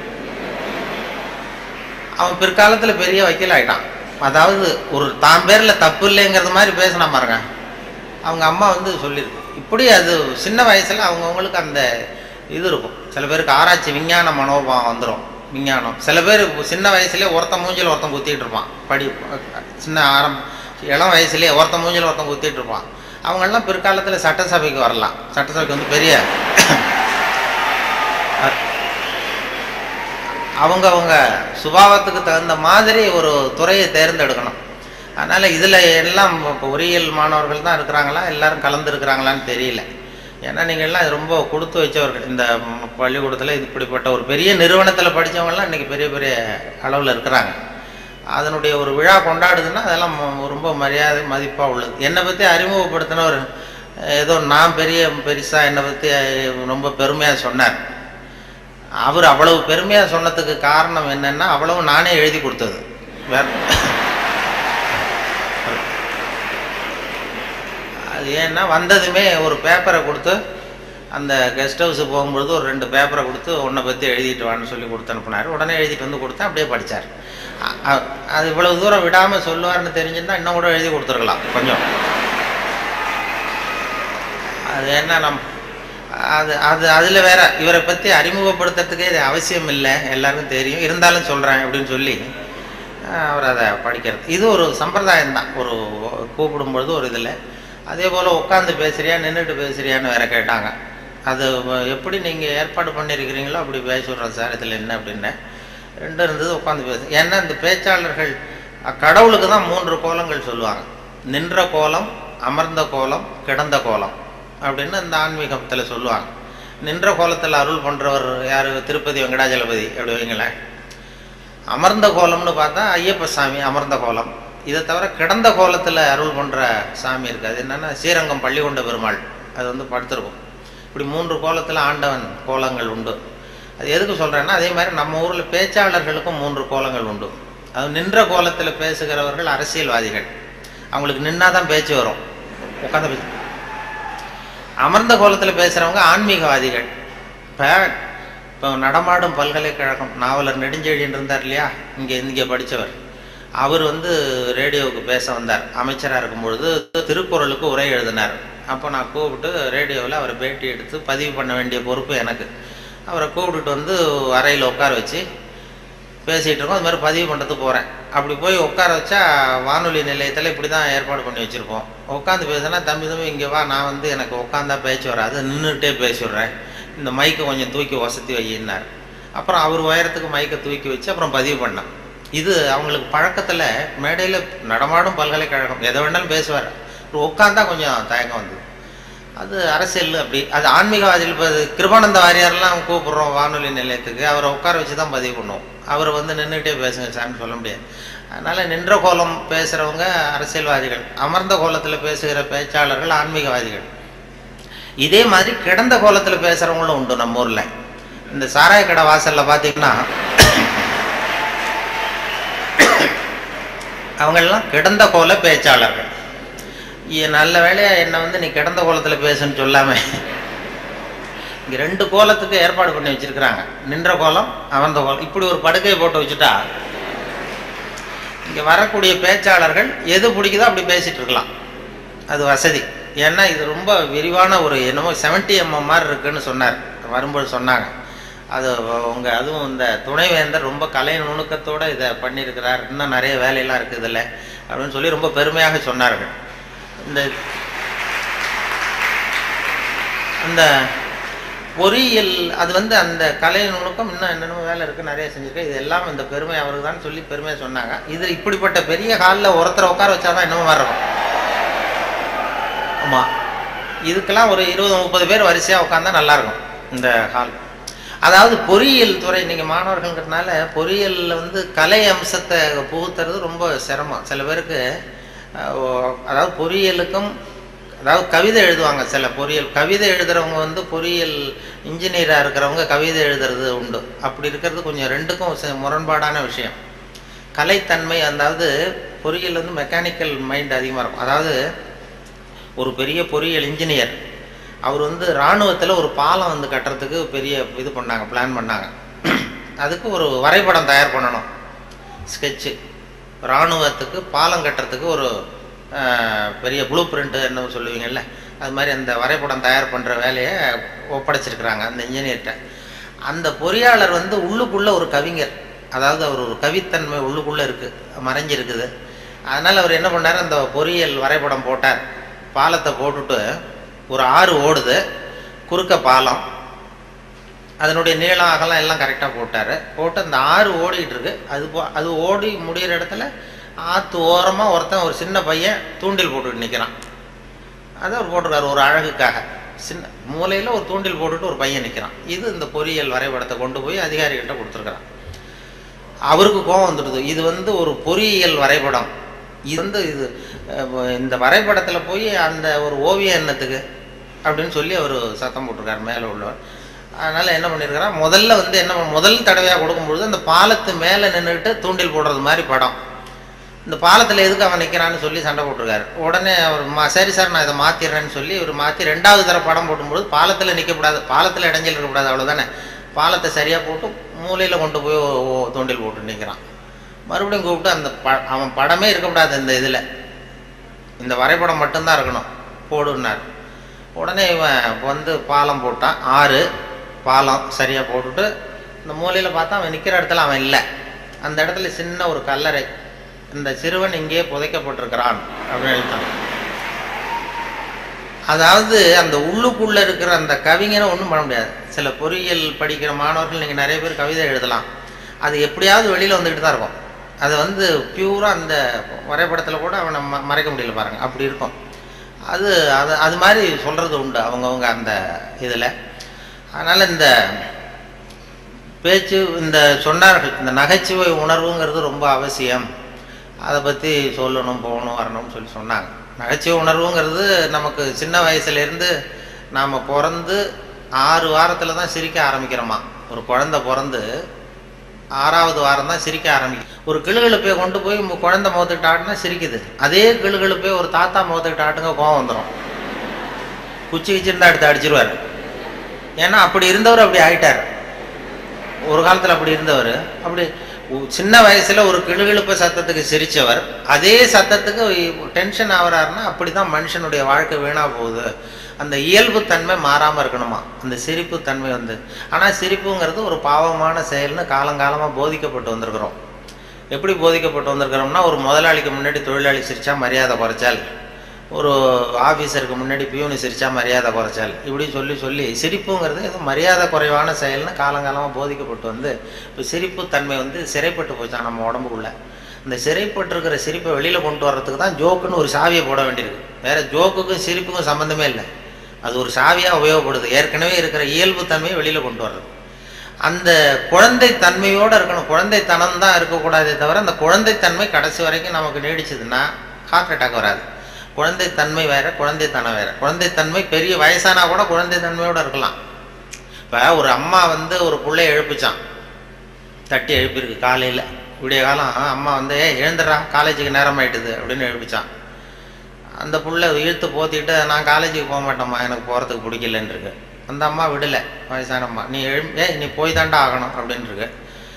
அந்த புள்ள எழுந்திரிச்சு உட்காந்து கேட்டிருக்கு, ஏம்மா என்னை வந்து ஏன் இப்படி தொந்தரவு பண்ணுற தூங்க விடாமல் அப்படின்ட்டுருக்கு.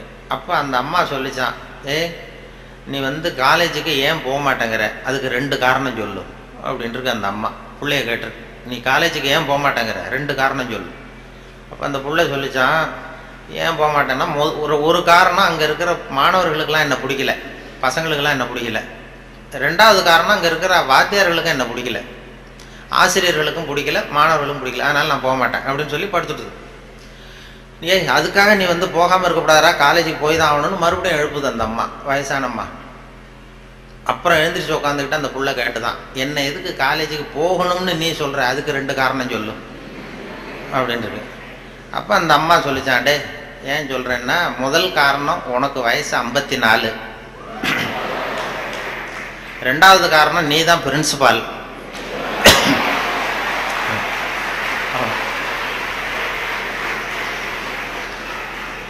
அதாவது 54 வயசுலேயும் அவர் குழந்தைத்தன்மையோடு இருக்கார் பாருங்க.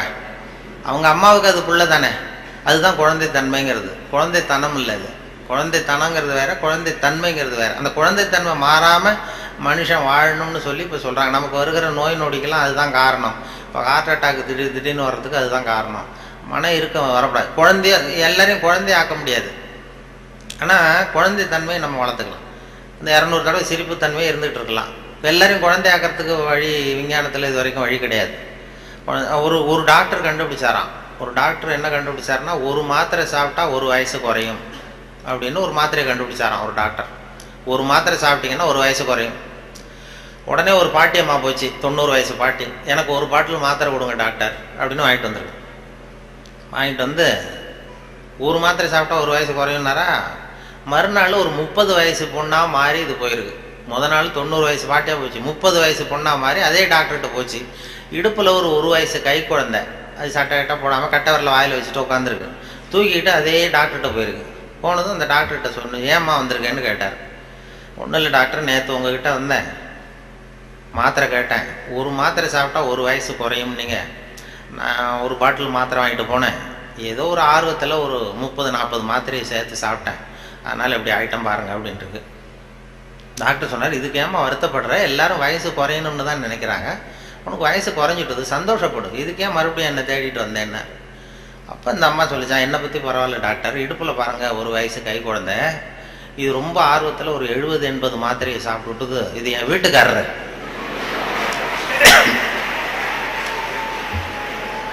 இது இப்படியே உட்காந்துக்கிட்டே இறங்க மாட்டேங்குது, நான் எங்கே தூக்கிட்டு போகிறது, எதையாவது ஒரு மாத்திரையை கொடுத்து இறக்கி விடுங்க டாக்டர், அப்போ தான் நான் பார்த்தேன், அதுக்காக தான் வந்தேன்னு தான். அதாவது இயற்கைக்கு மாறாக நம்ம போனோம்னா இப்படிப்பட்ட பிரச்சனையெல்லாம் வந்துடும்.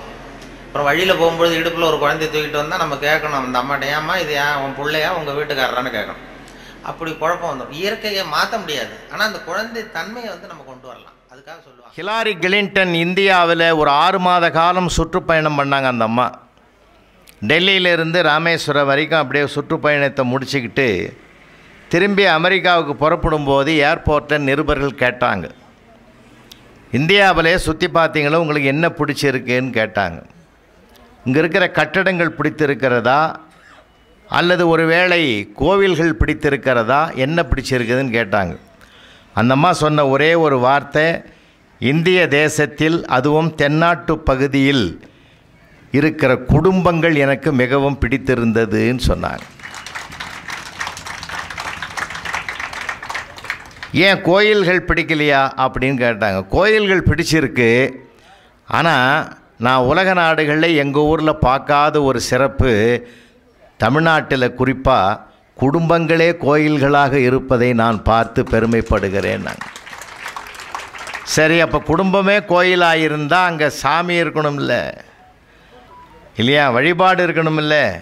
அதனால்தான் நம்ம பெரியவங்க என்ன சொன்னாங்க, தாயிற் சிறந்த கோவில் இல்லைன்னாங்க, தந்தை சொல் மிக்க மந்திரம் இல்லைன்னாங்க. அப்போ மந்திரமும் இருக்குது, கோயில் கர்ப்ப கிரகத்தை பெற்றிருக்கிற தாயும் இருக்கிறாள். ஏன்னா ஒரு பையனையோ ஒரு பெண்ணையோ உலகத்துக்கு உருவாக்கி தரணும்னா 2 இடம், ஒன்று கருவறை, இன்னொன்று வகுப்பறை. 2 இடத்துலையும் ஒன்று மனித பயிற்சி, இன்னொன்று உலக பயிற்சி, 2 இருக்குது. அப்போ அது 2யுமே சரியாக இருக்கணும். அதனால்தான் நம்ம நாட்டில் ஒரு பொன்மொழி உண்டு, மாதா பிதா குரு தெய்வம். மாதாவும் பிதாவும் குருவும் சரியான வழிகாட்டுகிற இடத்தில் இருந்து சரியாக அமைந்து விட்டால் வளர்கிற பிள்ளைகள் வரலாறு படைப்பார்கள் என்பதற்கு அற்புதமான ஒரு பொன்மொழியை உலகுக்கு தந்த குடும்ப வாழ்க்கையை உடையது நம்ம தேசத்தினுடைய வாழ்க்கை. அதனால்தான் பாரத பூமி பழம்பெரும் பூமி, நீர் அதன் புதல்வர் இந்நினைவு அகற்றாதீர்னு மகாகவி பாரதி சொன்னார். எப்படிப்பட்ட வரலாறு பெற்ற நாடுன்னா பிள்ளைகளுக்கெல்லாம் நிறைய சொல்லணுங்க. அவனுக்கு தெரிஞ்சது 5 சப்ஜெக்டு தான். பிள்ளைகளுக்கெல்லாம் பார்க்கணும், அப்போ அது அவன் படிக்கிற படிப்பே அவனுக்கு முழுமையான அறிவாயிடாது. அதுதான் இந்த தலைப்பினுடைய ஆழமான சிந்தனையே. நம்ம படித்தது கடுகளவு கூட இல்லைன்றது தான் எனக்கு. ஏதோ ஒரு கடலில் ஒரு சிறு துளி, கடற்கரை மணலை எண்ண முடியாது, மணலிலே ஒரு சின்ன துகள் தான் நம்ம படிச்சிருப்போம். கோடிக்கணக்கான மில்லியன் கணக்கான துகள்கள் இன்னும் படிக்காதது எவ்வளவோ இருக்குது. அதனால தான் படிக்காட்டாலும் பரவாயில்லை, கேட்க தயாராகிருன்றது தான் திருவள்ளுவருடைய அன்பான வேண்டுகோள். ஏன்னா படிக்கிறது ஒரு புத்தகத்தில் நம்ம வாசிக்கலாம், கேட்குறதில் பல நூல்களுடைய கருத்துக்களை ஒரே இடத்துல நல்ல வாய்ப்பாக கேட்கலாம். அதனால்தான் 2 குறள் இந்த பிள்ளைகளுக்காக சொல்கிறேன். ஒரு அருமையான குறள், படிக்கிற நல்ல பிள்ளைகள் கற்க சொல்லு, கற்க கசடர கற்பவை கற்றபின் நிற்க அதற்கு தக. சில இடங்களுக்கு நான் போய் ஆரம்பிப்பேன், கற்க, அவனும் கற்கன்னுவான். அப்புறம் கசடர கசடர அவனும் பின்னாடியே விடுவான். இங்கே பிள்ளைகள் உங்கள் தமிழாசிரியர்கள் எல்லாம் நான் பாராட்டுறேன், ஏன்னா நல்லா சொல்லி கொடுத்துருக்காங்க. கற்க கசடர கற்பவை கற்றபின் நிற்க அதற்கு தக. எத்தனை சொல்லு? 7 சொல்லு. மேலே 4 சொல்லு, கீழே 3 சொல். அதுக்கு சீருன்னு பேர். இந்த 7 சொற்களிலுமே எந்த சொல்லிலும் துணைக்கால் கிடையாது. ஏன்? கற்க வேண்டிய நூல்களை கற்று நிற்க வேண்டிய நெறியில் நிற்பவனுக்கு துணைக்கால் வேண்டாம், தன்காலே போதும் என்ற தன்னம்பிக்கையை வலியுறுத்துகிற குறள். இவ்வளவு சொல்லியே நான் படிக்க மாட்டேன்னு சபதம் எடுத்துங்கிறவன்லாம் நிறைய பேர் இருக்கிறான் இல்லையா? இப்போ பார்த்தீங்கன்னா தமிழ்நாட்டில் எல்லா ஊட்டிலையும் இருப்பாங்கன்னு தெரியல, நான் சுற்றி பார்த்தா தெரியும். தமிழ்நாட்டில் எல்லா மாவட்டத்திலையும் வடநாட்டுக்கார பசங்க தான் வேலை செய்கிறோம். உண்மையா இல்லையங்கய்யா? இங்கேயும் அது தானே? பரவாயில்ல, அவன் இல்லாத இடமே இல்லை. இன்னும் பட்டிமன்றத்துக்கு தான் அவன் வரல. இன்னும் கொஞ்சம் நாளில் கொஞ்சம் பயிற்சி கொடுத்தா ஒரு 10 மேடையில் வந்தான்னா 11வது மேடையில் உட்காந்துருவான். உண்மையில் சார், அவன் நம்மளை விட தமிழ் நல்லா பேசுகிறான். இனிமேல் கவர்மெண்ட் ஆணையே போட வேணாம், நாமே ஹிந்தி படிக்க வேண்டிய அவசியம் வந்துடுது. ஏன்னா அவனை வேலை வாங்கிறதுக்கு சட்னி கொண்டாடலாம், சாம்பார் கொண்டாடுறான், சட்னி. எல்லாத்த விட பெரிய இதுன்னா இப்போ தான் வந்தால் நினைக்காதீங்க. 25 வருஷத்துக்கு முந்தைய தூர்தர்ஷன் பேர். அப்போது இப்போல்லாம் பார்த்தீங்கன்னா இது இப்போ இது பொதிகை. அது யார் பார்க்குறான்? இப்போ ஒருவேளை எங்கே பார்க்குறாங்களோ? யாரும் பார்க்குறதில்ல. ஏன்னா உலகத்திலேயே 100 சேனல் இருந்தாலும் காணாமல் போனவர்களை அறிவித்த ஒரே சேனல் அதுதான். காணாமல் போனவர்களை காட்டி அதுவும் காணாமல் போயிட்டு போ. அப்போல்லாம் பார்த்தீங்கன்னா வெள்ளிக்கிழமை ஒலியும் வரும். எங்கள் ஊர் கோயில் குருக்கள் கூட பொழுதோட கதவை சாதிட்டு போடுவார். ஏன்னா இதோட அடுத்த வாரம் வெள்ளிக்கிழமை தான். அபூர்வமாக இருந்த பொழுது அத்தனையும் ஆசையாக இருந்தது. மலிவாகிவிட்ட பிறகு அத்தனை ஆசைகளும் மறைந்து போய்விட்டது. இப்போ எந்த சேனலில் வச்சாலும் நமக்கே வெறுப்பாக இருக்குது சார். அது ஏன் கேட்குறீங்க? இப்போது நம்ம இந்த ஒரு சீரியல், நான் எப்போயாவது வீட்டில் இருந்தேன்னா உட்காந்து சீரியலை பார்ப்பேன். தொடர்ந்து ஒரு சீரியலை பார்த்துக்கிட்டே வருவேன். அந்த சீரியலில் ஐஏஎஸ் எழுத போகுது. அப்போது ஐஏஎஸ் எழுத போகும்போது அப்பப்போ என்ன பண்ணுறாங்க, அதை படித்து எழுதுறதே பெரிய விஷயம். அதை படிக்காத விட தேர்வு எக்ஸாமினேஷன் எழுத விடாமல் தடுக்கிறது ஒரு கூட்டம். நானே என் ஒய்ஃபு என் மருமக அப்படிலாம் உட்காந்துன்னு அதெல்லாம் சமரசமாக உட்காந்து பார்ப்போம். எங்கள் வீட்டில் ஒரு டாக் இருக்குது, பெரிய டாக், லியோன்னு ஒரு டாக். அதுவும் பக்கத்தில் படுத்துன்னு இருக்கும் என் பக்கத்தில். அது கூட அந்த சீரியலில் பார்க்கும். சார், நீங்கள் ஒரு ஆச்சரியம் என்னன்னு கேட்டால், அந்த முகமூடி போட்ட 4 பேர் அந்த பிள்ளைய பரிசு எழுத விடாமல் தூக்கி போகிறோம். எங்கள் டாக் எழுந்து குறைக்குது சார். எனக்கு ரொம்ப பயந்து போனேன். என்னடா இது இவ்வளோ இதுவாகி போச்சேன்னு. மறுநாள் அது எப்படி ஊர்ஜிதப்படுத்திங்கன்னு தெரியுமா? நான் படிக்கிற காலத்தில் பாவலா விதின்னு ஒன்று இருக்குது. ஐயாவுக்கு இது நல்லா படிச்சிருப்பாங்க. ஒரு டாகை வச்சு தான் அந்த பாவலா விதியை உருவாக்குவார். அப்போது அந்த மணி அடிக்கிறதுக்கும் அந்த நாயினுடைய சாப்பாட்டுக்கும் வச்சுக்க விதி கண்டுபிடிப்பார். நானும் இதை பார்த்தேன். சரின்னு அதை கவலைப்படாத விட்டுட்டேன். ஆனால் மறுநாள் கரெக்டாக 7 மணிக்கு அது உட்காந்துங்க சார் டிவி முன்னாடி. வைங்கடான்னு சொல்கிறதுக்கு அதுக்கு வாய் வரல. அது ஒன்று தான் பிரச்சனையே தவிர எங்களை இறங்க பார்க்குது. அப்போது சீரியல் உலகம் எப்படி போயிருக்குது பார். நம்ம சிலதை தான் பார்க்குறோம், பலதை பார்க்கவே விருப்பம் இல்லை. ஆனால் அன்றைக்கி அபூர்வமாக இருந்தது ஒன்று தான் நம்ம பார்த்தோம். எப்பொழுதுமே பார்ப்பது ஒன்று, கேட்பது ஒன்று, படிப்பது ஒன்று. எல்லா கலைகளுக்கும் நிறைய வாய்ப்பு இருக்குது. ஆயக்கலைகள் 64ன்னு சொன்னாங்க நம்ம முன்னோர்கள். கொஞ்சம் நெஞ்சம் இல்லை கலைகள். இந்த கலைகளை அனுபவிக்கக்கூடிய ஒரு அனுபவமும் ரசனை வேணும். முதல்ல ரசனை இருந்தால் தான் சார் எதையுமே அனுபவிக்க முடியும். அதனால்தான் மகாகவி பாரதி எனக்கு ரொம்ப பிடிக்கும். எழுத்தும் தெய்வம், எழுதுகோலும் தெய்வம். இது மாதிரி எந்த கவிஞனும் சொன்னது கிடையாது. இன்னொரு அழகாக சொல்லுவார், நமக்கு தொழில் கவிதை, நாட்டிற்கு உழைத்தல், எமைப்பொழுதும் சோராதிருத்தல். அப்படின்னா எழுத்தும் தெய்வம் எழுதுகோலும் தெய்வம் அப்படின்னா ஒரு ஒரு மனிதன் தன் வாழ்வாதாரத்திற்கு எவை பயன்படுகிறதோ அவற்றை கூட கடவுளாக பார்த்து மதிக்கிற ஒரே மண் நம்முடைய மண், பாரத மண் என்பதை உறுதிப்படுத்துகிற நிகழ்ச்சிதான் ஆயுத பூஜை என்ற செயல்பாடு. வேறு எந்த நாட்டிலையும் செய்கிற ஸ்பேனருக்கும் ஏர் கலப்பிக்கும் சுத்திக்கும் அருவாளுக்கெல்லாம் பொட்டு வைக்க மாட்டான் சார். அதுக்கு பூ வச்சு வழிபாடெல்லாம் பண்ண மாட்டோம். நாம் நமக்கு எவை உதவுகிறதோ அவற்றுக்கெல்லாமே ஒரு நன்றி செலுத்த வேண்டும் என்ற ஒரு அற்புதமான பண்பாட்டை வெளிப்படுத்துகிற பூமி இந்த பூமி. நிறைய விஷயங்கள், அதாவது படிக்கிறதுன்றது பட்டம் வாங்கிறதுக்கு வேலைக்கு போகிறதுக்கு மட்டும் இல்லை. அதனால தான் மீண்டும் சொல்கிறேன், பிள்ளைகளுக்கு நாம் கூட படிச்சுட்டு வந்தோம், அஞ்சு சப்ஜெக்ட் படிச்சுட்டு வந்தோம், அதுவே ஆளுமை அல்ல. நான் ஒரு சின்ன உதாரணம் சொன்னால் உங்களுக்கு சரியாக இருக்குன்னு நினைக்கிறேன். பா எல்லாருக்கும் கொடுப்பியா? ஆடியன்ஸ் மொத்த பேரும் கொடுப்பியா? இல்லை கொஞ்சம் பொறுமையாக கொடுக்கலாமே. ஒரு 3 மணிக்கு 3:30 கொடுக்கலாமே. ஏன்னா சில நேரங்களில் ஒரு கரசங்கால்னு ஒரு ஊர் படப்பைக்கு பக்கத்தில் இருக்குது. சிவராத்திரிக்கு என் தலைமையில் தான் பட்டிமன்றம். ஏறத்தாழ ஒரு 7000 பேர் இருக்காங்க. ஒருத்தரும் கைத்தட்டல, சிரிக்கலை. 2 கையிலையும் புளி சாதமும் தயிர் சாதமுங்குது. அவன் என்ன வேறு முறைச்சி பார்த்துங்கிறான்.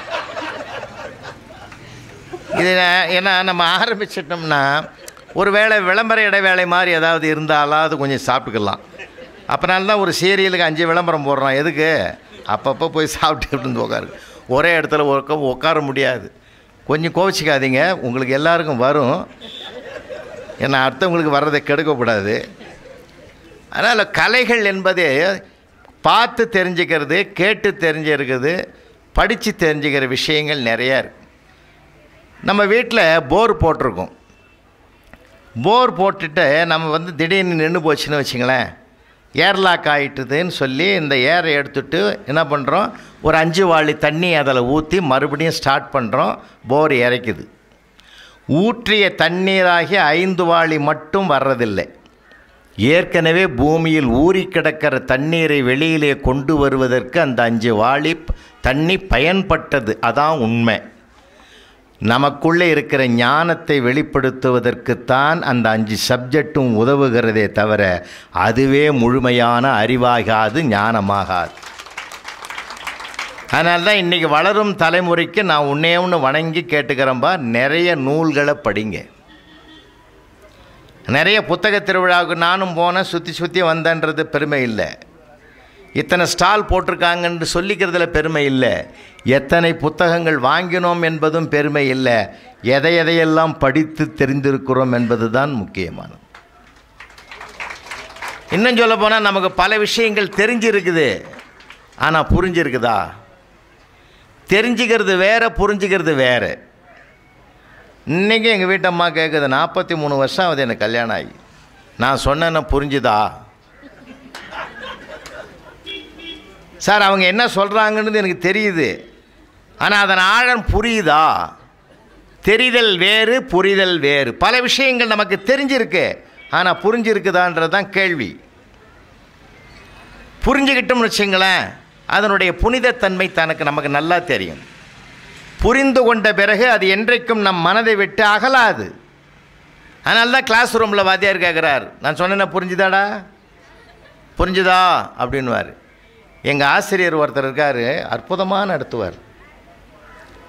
அவர் அதாவது புஸ்தகத்தில் இல்லாதது அவர் புத்தியில் இருக்கிறது. எவரெஸ்ட் சிகரம் எத்தனை அடி உயரம் அப்படின்னு இன்ஸ்பெக்டர் கேட்குறாரு. பையனுக்கு சொல்ல தெரியல, ஆனால் எங்கள் ஆசிரியர் சொல்கிறார், அவனுக்கு எப்படி குழு கொடுக்குறாரு பார். 8 8 போனால் 4 8 போகலான்டா, தெரியாதா உனக்கு? எப்படி 8 8 போனால் 4 8 போகலான்டா தெரியாதான்னா 8848 அடின்றத 8 8 போனால் 4 8 போகலான்னு அவனுக்கு சோசகமாக சொல்லி கொடுத்தார். பார்த்தீங்களா? இதுதான் என்ன அருமை.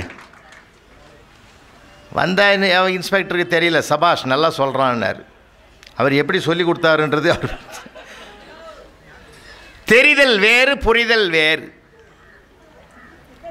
ஏன்னா ஒரு தன்னுடைய ஒய்ஃபுக்கு கூட ஃபஸ்ட்டு திருமண நாள், முதல் திருமண நாளுக்கு ஒரு gift கொடுக்கணுன்னு ஹஸ்பண்ட் நினைக்கிறான். எப்படிப்பட்ட ஃபேமிலியிலேருந்து வந்தாலும், ஒரு ராயல் ஃபேமிலியாக இருந்தாலும் கூட சின்ன ஒரு சாக்லேட் அந்த பிள்ளை விரும்புதுன்னா அந்த விரும்புகிறத வாங்கி கொடுத்தா அதில் வர ஒரு மகிழ்ச்சி, ஒரு அலாதி இன்பம், இதெல்லாம் எந்த சிலபஸ்லையும் இருக்காது. அது எந்த சிலபஸ்லையும் தாண்டிய வாழ்க்கை பாடம். அது வேறு விஷயம். அப்படி தான் ஒருத்தர் என்ன பண்ணால், அந்த திருமண நாளுக்கு அவளுக்கு ஏதாவது பரிசு கொடுக்கணும்னு நினச்சி, அந்த அம்மாவுக்கு தெரியாமலே வாங்கி கொடுக்கணும்னு நினச்சி ஒரு பெரிய ஷாப்பிங் மால் போகிறான். அந்த மாலில் போய் தேடுறான். ஒரு பொருளை பார்க்குறான். இது என்னன்னு கேட்டான். இது தர்மாஸ் பிளாஸ்கியான்னு சொன்னார் மால் ஓனர். அப்படின்னா என்னன்னு கேட்டான். இதில் ஜில்லுன்னு வச்சா ஜில்லுன்னு இருக்கும், சூடாக வச்சா சூடாக இருக்கும்னா. சபாஷ், இந்த மாதிரி ஒரு பொருள் நாங்கள் பார்த்ததே கிடையாது, எங்கள் வீட்லையும் இல்லை. இது என்ன விலைன்னா 1500 ரூபா கொடுத்து வாங்கியாச்சு. வாங்கிக்கிட்டு நேராக வீட்டுக்கு கொண்டாந்து ஒய்ஃபுக்கிட்ட கொடுத்தான். அந்த அம்மா வாங்கும்போது அவ்வளோ வெயிட்டாக இருந்தது. என்னையா இதுன்னு கேட்டுது. திறந்து பாரு, உனக்கு அப்போ தான் தெரியும்னா. என்ன விஷயத்தை விலைக்கு சொல்லு. இல்லை இதுக்கு பேர் தர்மாஸ் பிளாஸ்க்குன்னு சொன்னார் கடைக்காரன். நம்ம வீட்டில் இல்லை, உனக்கும் தெரியாது எனக்கும் தெரியாது. இதில் ஜில்லுன்னு வச்சா ஜில்லுன்னு இருக்குமா, சூடாக வச்சா சூடாக இருக்கும்னு சொன்னான். அப்படின்னு உள்ளேருந்து ஒரு ஐஸ் கப்பையும் எடுத்தான். அடியில் காப்பியும் இருக்குது. இவன் சூடான காப்பியும் அதிலே ஊற்றிட்டான். ஐஸ்கிரீம் வாங்கி உள்ளே வச்சுருக்கிறான். இது தெரிஞ்சு வச்சானே தவிர இதை தனித்தனியாக வைக்கணுன்றது புரியல அவனுக்கு. இதுதான் பல விஷயங்கள் நமக்கு குழப்பத்துக்கே காரணம். பல விஷயங்கள் தெரிஞ்சுக்கிறோமா, புரிஞ்சுக்கிறது கிடையாது. தெரிந்து கொள்வது வேறு, புரிந்து கொள்வது. அதனால்தான் வான் கலந்த மாணிக்க வாசக நின் வாசகத்தை நான் கலந்து பாடுங்கால் நற்கருப்பம் சாற்றினிலே தேன் கலந்து பால் கலந்து செழுங்கனித்தீன் சுவை கலந்து ஊன் கலந்து உயிர் கலந்து உவட்டாமல் இனிப்பதுவேன்னு அருட்பிரகாச வள்ளலார் திருவாசகத்தை தான் வாசித்த முறையை அழகுபட சொல்கிறார். நான் ஒரு புஸ்தகத்தை எடுத்துட்டேன், நான் வேறு அது வேறு இல்லை, ரெண்டும் இரண்டரை கலக்கணும். அதான் ஒரு எழுத்தாளனுடைய பெரிய பெருமையே. அதுதான், அங்கே தான் வெற்றி அடைகிறோம். நம்ம அந்த மாதிரி எத்தனை புத்தகத்தை படிச்சிருக்கிறோம். நிஜமாக பிள்ளைகளுக்கு அந்த வாய்ப்பு இப்போ இன்னும் வரல. அதுதான் சொல்கிறேன், ஒரு குறிப்பிட்ட நேரம் 1 மணி நேரமாவது ஜென்ரல் நாலேஜை வளர்த்துக்கிறதுக்கு பல வேறு புத்தகங்களை படிங்க. பாடப்புஸ்தகம் மட்டும் பட்டம் மார்க் வாங்கிறதுக்கு தான். மார்க் வாங்கிறதுக்கு 5 சப்ஜெக்டு, மதிப்பு வாங்கிறதுக்கு தான் லைப்ரரியே உங்களுக்காக காத்திருக்கு.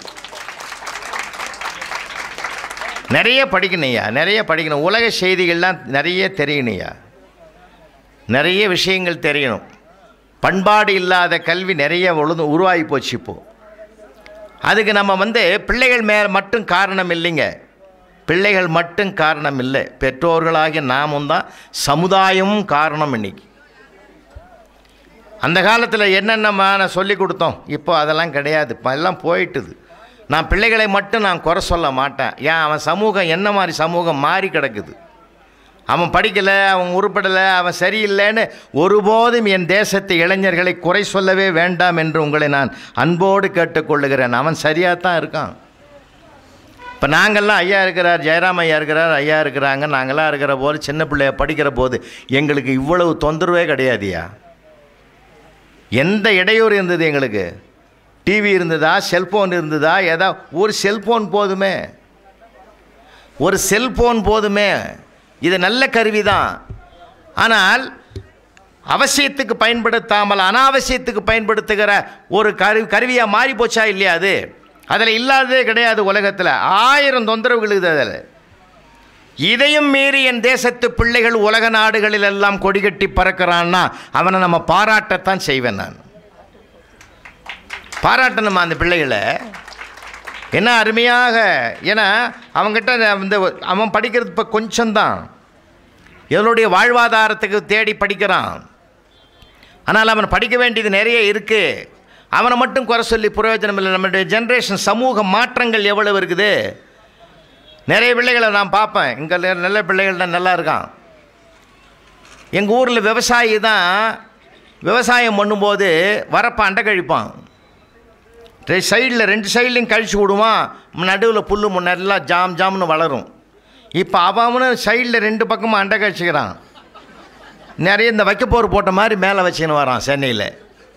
அவன் மேலே தப்பில்லை. அதை ஏதோ ஒரு நார்த் இந்தியன் நடிகன் நடிச்சிட்டான், இந்த மாதிரி வைடான்னு இவனும் வைக்க ஆரம்பிச்சிட்டான். ஏன்னா பார்ப்பது எப்படி பதியுதுன்றதுக்காக சொல்ல வரேன் சார். நாங்கள்லாம் எங்கள் அப்பா போய் கேட்டார் சார், எனக்கு சின்ன பிள்ளையாக இருக்கும்போது எனக்கு கூட வச்சுக்கிட்டு ஜவுளி கடையில் கேட்டார், கிழியாத பேண்ட்டு துணியாக கொடுன்னார். அவன் எவ்வளோ ஓணுன்னா 1.5 மீட்டர் கொடுன்னார். அப்போவே நான் கேட்டேன், கிழியாத துணி கேட்டார், நீ எப்படி 1.5 மீட்டர் கிழிச்சு கொடுப்பேன்னு. அப்போ எங்கள் அப்பா சொன்னார், அதிக பிரசங்கித்தனம் பேசாதரான்னார். அப்போ கிழியாத பேண்ட்டு போட்ட காலம் எங்கள் காலம். இப்போ கிழிஞ்ச பேண்ட்டு போட்டுன்னு சுற்றின்னு வரான். 2 முட்டிலையும் கிழிச்சு விட்டுக்கிறான், இந்த பக்கம் சைட்லையும் கிழிச்சு விட்டுக்கிறான். அதில் வேற பெரிய சிக்கல் என்னன்னா, கிழியாத பேண்ட்டை விட கிழிஞ்ச பேண்ட்டு தான் விலை அதிகம். இப்போ நான் என்ன கேட்குறேன், அவன் எந்த சமூகத்தில் வலம் வரான்?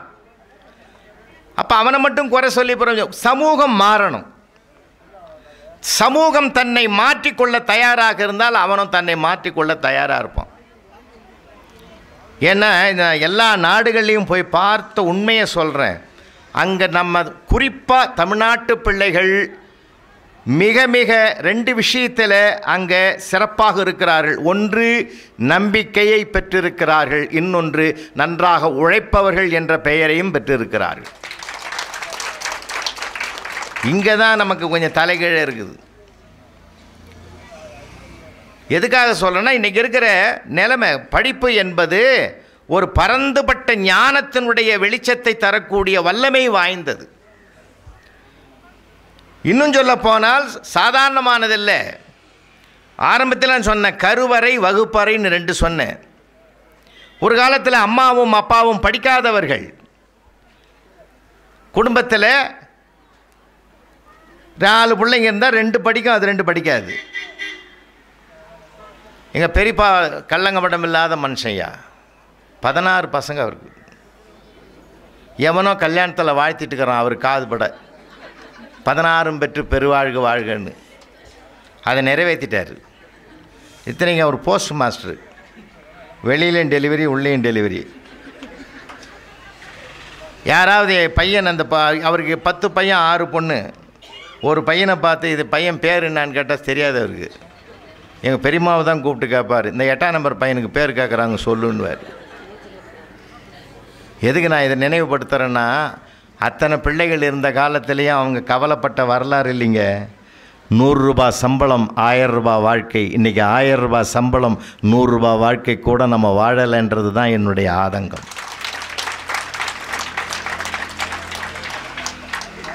என்னமோ கருவிகள் பெருகி போச்சு, வாழ்க்கை பெருகி போச்சுன்னு நினைக்கிறோம். ஆனால் வாழ்க்கை சுருங்கி கொண்டிருக்கிறது. அதனால தான் நான் அதை படிக்கணுன்றேன். எத்தனை படிக்கிறது சாதாரணமான விஷயம் இல்லை. ஒரு மனிதனை படிக்கணும், புத்தகத்தை மட்டும் படிக்கக்கூடாது. ஒரு மனிதனை படிங்க. ஒரு மனிதனை படித்தால்தான் நம்ம வாழ்க்கையில் எப்படி வரணுன்றது நமக்கே தெரியும். அதனால்தான் மாதாவிடத்திலும் பிதாவிடத்திலும் படிக்கணும்னு நாங்கள். என் கூட ஒரு 2 நிமிஷம் ஒரு வீட்டுக்கு வாங்க. வாசல் கதவு திறந்துருக்குது, நம்ம உள்ளே போகிறோம். ஹாலுக்கு பக்கத்தில் ஒரு சின்ன டைனிங் டேபிள். அப்பா அப்படி உட்காந்துங்கிறார். இதில் 7ஆம் கிளாஸ் படிக்கிற பையன் உட்காந்துங்கிறான். அம்மா அடுப்பங்கரையில் விறகு அடுப்பு, சிலிண்டர் கிடையாது, விறகு அடுப்பு. அதில் ரொட்டி தயார் பண்ணுது அந்த அம்மா. உடம்பு வேற ஜலதோஷம் பிடிச்சிருக்கு. அந்த ரொட்டியை கொண்டாந்து தட்டில் வைக்கிறாங்க. அப்பா தட்டில். பிள்ளை பார்க்குறார், கண்ணை மூடுறார். ஏன் அவ்வளவு கரேர்னு தீஞ்சு போச்சு அது. என்னப்பா இவ்வளோ கரேர்னு இருக்குது அப்படின்னார். ஆனால் அப்பா அவனுடைய பதில் என்ன தெரியுமா? அம்மா காதுபட சொல்கிறார், அம்மாடி ரொட்டி ரொம்ப முருகலாக பண்ணிட்டியோ, சூப்பர், அருமையாக இருக்குது, எங்கேயும் கிடைக்காது இது மாதிரி. முருகல்னார். பிள்ளை சொல்கிறான், கருகல், நீ முருகல்ன்றேன்.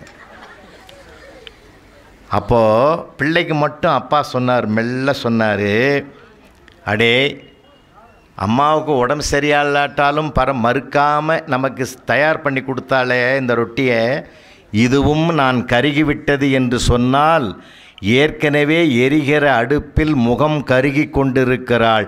இந்த வார்த்தை அவளை மனம் கருக வைத்துவிடும். மனம் கருகுகிற வார்த்தையை சொல்லக்கூடாது.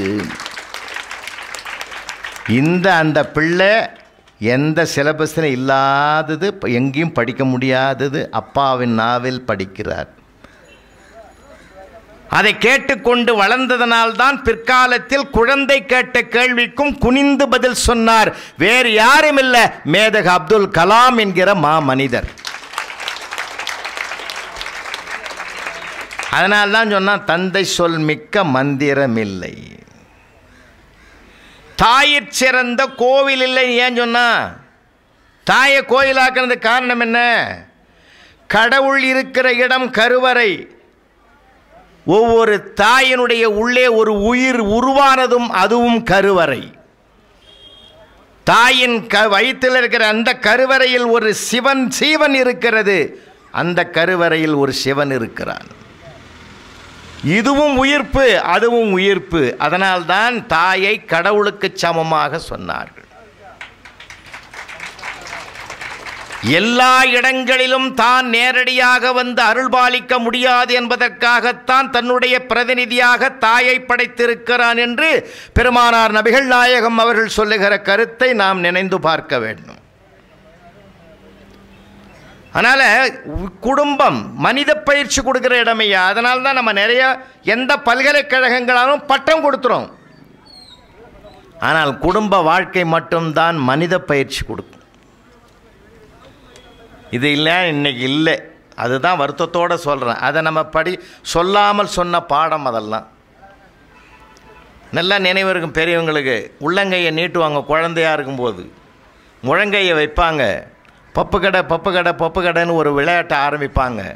இது ரசம் பூவா, இது பப்புவா, இது சாம்பார் பூவா, இது மோர் பூவா, எல்லாத்தையும் கலந்து அம்மாவுக்கு ஒரு ரூபாய், அப்பாவுக்கு ஒரு ரூபாய், தாத்தாவுக்கு ஒரு ரூபாய், பாட்டிக்கு ஒரு ரூபாய், பெரியப்பாவுக்கு ஒரு ரூபாய், சித்தப்பாவுக்கு ஒரு ரூபாய், அத்தைக்கு ஒரு ரூபாய், மாமாவுக்கு ஒரு ரூபாய், அண்ணனுக்கு ஒரு ரூபாய், தம்பிக்கு ஒரு ரூபாய், எதிர்விட்டங்களுக்கு ஒரு ரூபாய், பக்கத்தொட்டு தாத்தாவுக்கு ஒரு ரூபாய்ன்னு பகிர்ந்து கொடுக்கிற பண்பாட்டையும் அந்த குழந்தைக்கு அந்த விளையாட்டிலேயே சொல்லி கொடுப்பா. பண்பாட்டோடு சொல்லி கொடுத்து அந்த குழந்தைக்கு நண்டூறுது நரி ஊறுதுன்னு ஒரு பாட்டை சொல்லி கிச்சு மூட்டி கலகலன்னு அந்த குழந்தையை சிரிக்க வைக்கிறாளே தாய். ஏன் தெரியுமா? அடுத்தவர்களுக்கு கொடுக்கிற போது சிரித்து கொண்டே கொடுக்க வேண்டும் என்ற குணத்தை சொல்லி கொடுத்தவள் அவள். இது இன்னைக்கு காணாமல் போச்சு.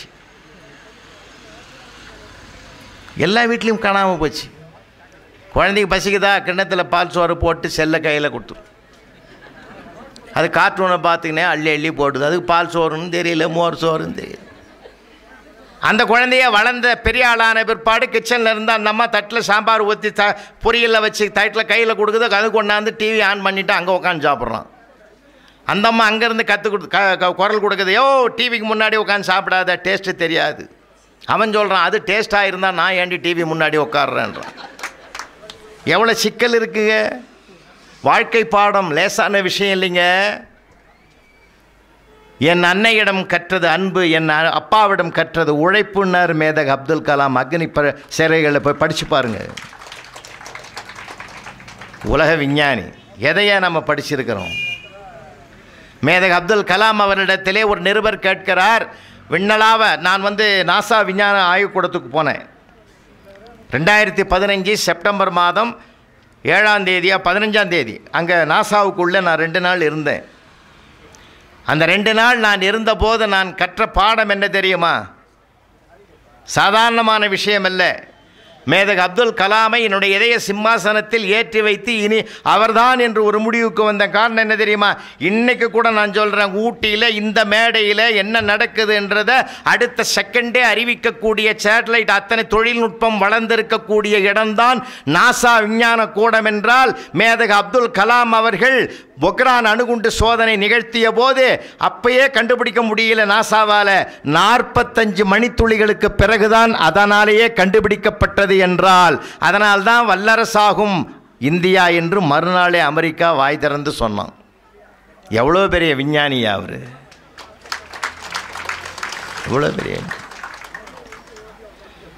அப்போ யார் பிரைம் மினிஸ்டராக இருந்தாங்க தெரியுமா? மாண்புமிகு அடல் பிஹாரி வாஜ்பாய் அவர்கள். போய் சொல்கிறார், பொக்ரான் அணுகுண்டு சோதனை நிகழ்த்தலாம்னு பார்க்குறோம். அணுகுண்டு சோதனை நிகழ்த்துறது ரகசியமாக இருக்கணும், இல்லை இது உலகத்துக்கு தெரிஞ்சிட்டா எப்படி ஆகும்? ரகசியம் போயிட்டான். ரகசியம் போவே போவாது. இதில் உறுதியாக சொல்கிறேன்னாரு கலாம். எதை வச்சு சொல்கிறேன்னாரு வாஜ்பாய். உங்களுக்கும் கல்யாணம் ஆகலை, எனக்கும் கல்யாணம் ஆகலை, ரகசியம் வெளியிலே போவாதுன்ட்டார். சார் உலக அதிசயம் சார், 45 மணிக்கு 3/4 மணி நேரத்துக்கு பிறகு தான் சார் நாசாவுக்கே தெரிஞ்சுது. மிரண்டு போனான் அவன். அதை விட பெரிய நமக்கு தெரிய வேண்டிய விஷயம் என்ன தெரியுமா? மறுநாள் பேரம் பேசினான் மேதக் அப்துல் கலாம். அமெரிக்காவுக்கு வந்துரு, மில்லியன் கோடியில் உன் குடும்பத்துக்கே செட்டில் பண்ணிடுறேன், வந்துடுறியான்னா என் உடலும் உயிரும் இந்திய மண்ணுக்கே சொந்தம்னு மறுத்தார். இந்த பண்பாட்டை படிக்கணிய 4 நாள் 8, 8ல் 3 போனால் 1, 7, 8ல் 3 போனால் 4, அப்படி அது எல்லாம் படிப்பு. அதெல்லாம் ஏதோ ஒன்று தெரிஞ்சுக்கிறதுக்கு தான், அவ்வளோதான். புரிஞ்சுக்கிற படிப்பு அது அல்ல. அதுக்காக நான் சொல்கிறேன், நிறைய புத்தகங்களை பாருங்க. ஏன் அரசியல் நம்ம நிறைய பேசுகிறோம் சார், அந்த அரசியல் சரி, இந்த அரசியல் எல்லாம் சரியாக தான் இருக்குயா. நம்ம பார்க்குற பார்வை இருக்கணும், படிப்பினை. அதில் நிறைய பேர், எத்தனை பேர் என்ன கொடுத்துருக்குறாங்க தெரியுமா? நிறைய நிகழ்வுகள் நான் சொல்லுவேன், அதெல்லாம் நீங்கள் படிக்கணுன்றேன். ஐயா கொடுத்த தலைப்புக்கு ஏற்ற மாதிரி கற்றது கடுகளவுன்ற மாதிரி, கல்லாதது மலையளவுன்ற மாதிரி இந்த மண்ணிலே, தமிழ்நாட்டு மண்ணுக்கு ஒரு பெரிய பெருமை என்ன தெரியுமா ஐயா? தாம் படிக்காட்டாலும் இன்னையா நாட்டு பிள்ளைங்க படிக்கணும்னு ஒரு மகான் வாழ்ந்த மண்ணையா அந்த மண். ஐயா நாம் நடத்தி இருக்கிற எத்தனையோ அணைகளை கட்டியிருக்கிறோம், எத்தனையோ இதெல்லாம் திறந்திருக்கிறோம், எத்தனையோ சாலைகளை அமைச்சிருக்கிறோம், எவ்வளவோ பெருமைகள் பண்ணியிருக்கிறோம், ஆறுகள் நீர்ப்பாசன வசதிகள்லாம் ஏரி குளங்களெல்லாம் பண்ணியிருக்கிறோமே. இதெல்லாம் ஒரு திரைப்படமாக எடுத்து இப்போ வெளியிட்டோம்னா இன்னும் நமக்கு அடுத்த தேர்தலில் ஜெயிக்கலாம், ஒரு 2 லட்சம் ரூபாய் செலவாகும் அப்படின்னு சொல்கிறாங்க ஒருத்தருங்க. நெருங்கிய ஒரு நண்பர் சொல்கிறார், அட போயா, அந்த 2 லட்சம் ரூபாய் இருந்தால் 4 பள்ளிக்கூடம் கட்டுவேன்னார். அவர் தாயா பெருந்தலைவர் காமராஜர். அவர்கிட்ட நிறைய படிக்கணும். பேரறிஞர் அண்ணாவிடத்திலிருந்து நிறைய படிக்கணும். தந்தை பெரியார் இடத்துலேருந்து நிறைய சார் படிக்க வேண்டியது நிறைய இருக்குய்யா, நிறைய இருக்குது. அதனால தான் புத்தகங்கள் என்பது சாதாரணமானதல்ல. புத்தகத்தை அப்படி நீங்கள் விரிச்சாலே ஒரு சிறகு, பறவையின் சிறகு விரிந்தது போல் இருக்கும். மனமாகிய பறவையை சிறகு விரிக்க பறக்க வைக்கக்கூடிய வல்லமை ஒவ்வொரு புத்தகத்துக்கும் இருக்கிறது. ஒரு நிகழ்ச்சி உங்களுக்கு நினைவுபடுத்துகிறேன், தேடினாலும் கிடைக்காத செய்தி அது. பெருந்தலைவர் காமராஜர் முதலமைச்சராக இருக்கிறார். அப்போ என்ன பண்ணிட்டாங்க, இப்போல்லாம் இந்த டிவி கிடையாது, அப்போது ரேடியோ தான். 6 மணிக்கு செய்தி வரும். 6 மணிக்கு செய்தி ஆன் பண்ணிட்டாங்க. எங்கள் எம்எல்ஏ ஹாஸ்டலில் மாண்புமை மூக்கையா தேவர் எம்எல்ஏ, சட்டமன்ற உறுப்பினர். அவருக்கு ஒரு பியூனு, அவன் பேர்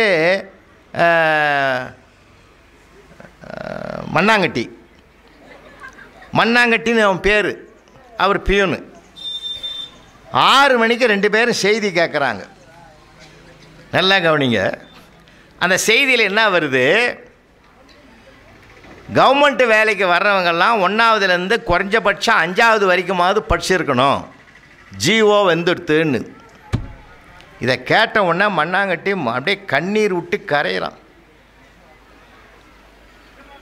கரைஞ்சி மூக்கையா தேவர்கிட்ட போய் பிராது பண்ணுறான். ஐயா என் பொழப்பு போச்சு, எனக்கு 6 பசங்க ஐயா, நான் எப்படி குடும்பம் பண்ணுவேன்?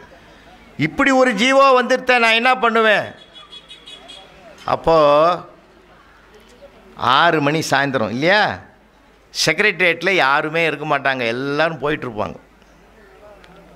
மூக்கையா தேவர் இவனை எப்படி சமாளிக்கிறதுன்னு தெரியல. சரி, இவனுக்கு ஆறுதலாக ஏதாவது பண்ணுவோன்னு சொல்லிவிட்டு டெலிஃபோனை எடுத்தார், டயல் பண்ணார் செக்ரட்டரியேட்டுக்கு, தலைமைச் செயலகத்துக்கு. அப்படி டயல் பண்ணி ஃபோனை எடுத்து ரிங் ஆச்சு. ரிங் ஆன உடனே அதை இவங்கிட்ட கொடுத்து சொன்னார், மண்ணாங்கட்டிக்கிட்ட கொடுத்து, படிக்காதவரே முதலமைச்சராக இருக்கிற போது படிக்காத நான் ஏன் பியூனாக இருக்கக்கூடாது அப்படின்னு கேள்றான்ட்டார்.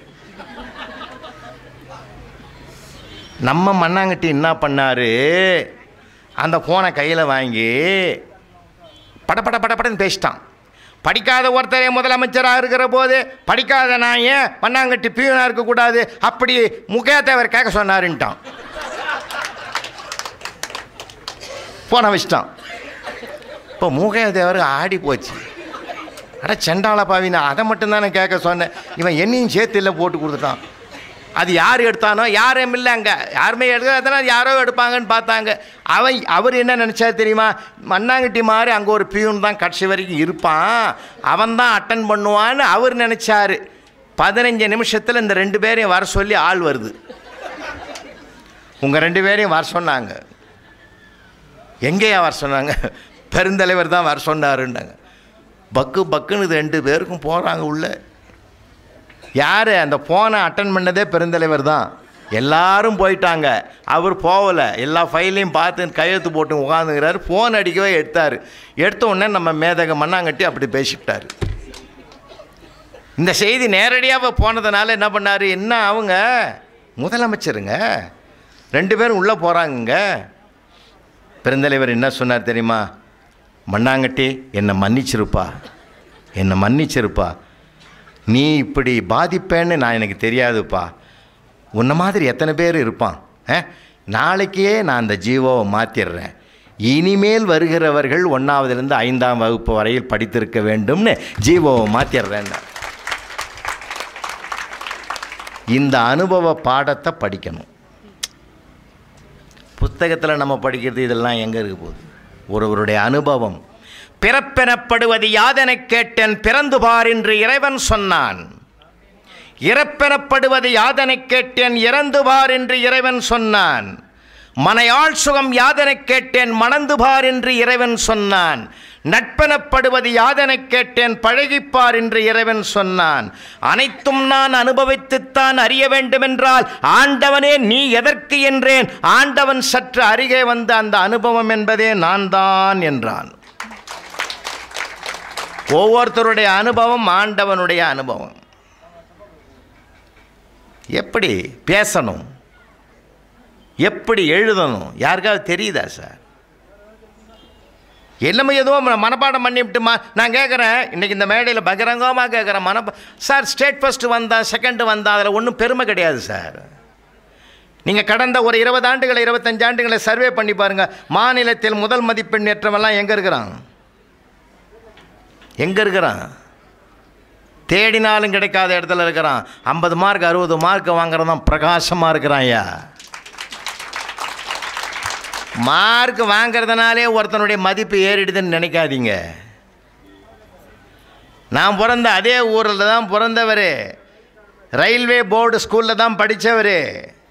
விழுப்புரம் ரயில்வே ஸ்டேஷனுக்கு பக்கத்தில் இருக்கிற ரயில்வே போர்டு ஸ்கூலில் படித்து பல்வேறு துறைகளிலே கால் பதிவு செய்து இன்றைக்கு சந்திர மண்டலத்திலேயே லேண்டரை நிற்க வைத்த பெருமை வீரமுத்துவேல் என்ற மாபெரும் மனிதனுக்குத்தானே அது சாத்தியமாகி இருக்கிறது.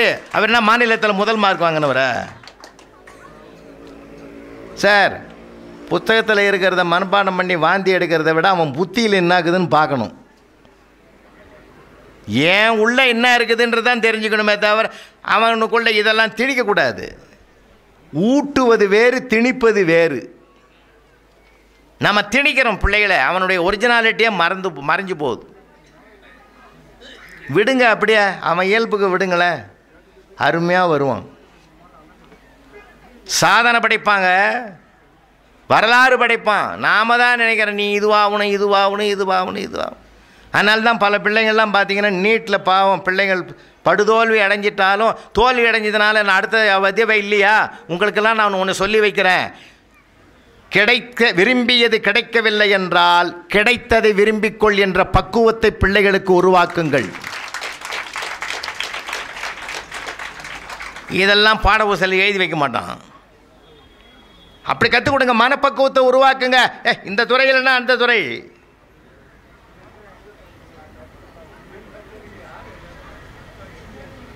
ஐயா கூட தான் வெட்டினரி டாக்டர்னு படித்தாருன்னு கேள்விப்பட்டேன்.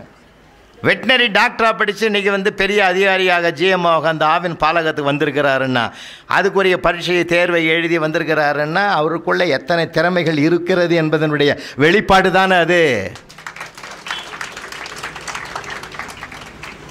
கரூர் மாவட்ட ஆட்சித்தலைவர், அவர் மருத்துவர், எம்பிபிஎஸ் முடித்தவர். ஆனால் அவர் ஐஏஎஸ் எழுதி மறுபடியும் கலெக்டராக வந்தார். சார், எல்லாருக்கும் திறமை உள்ளுக்குள்ளே எவ்வளவு இருக்குது தெரியுமா?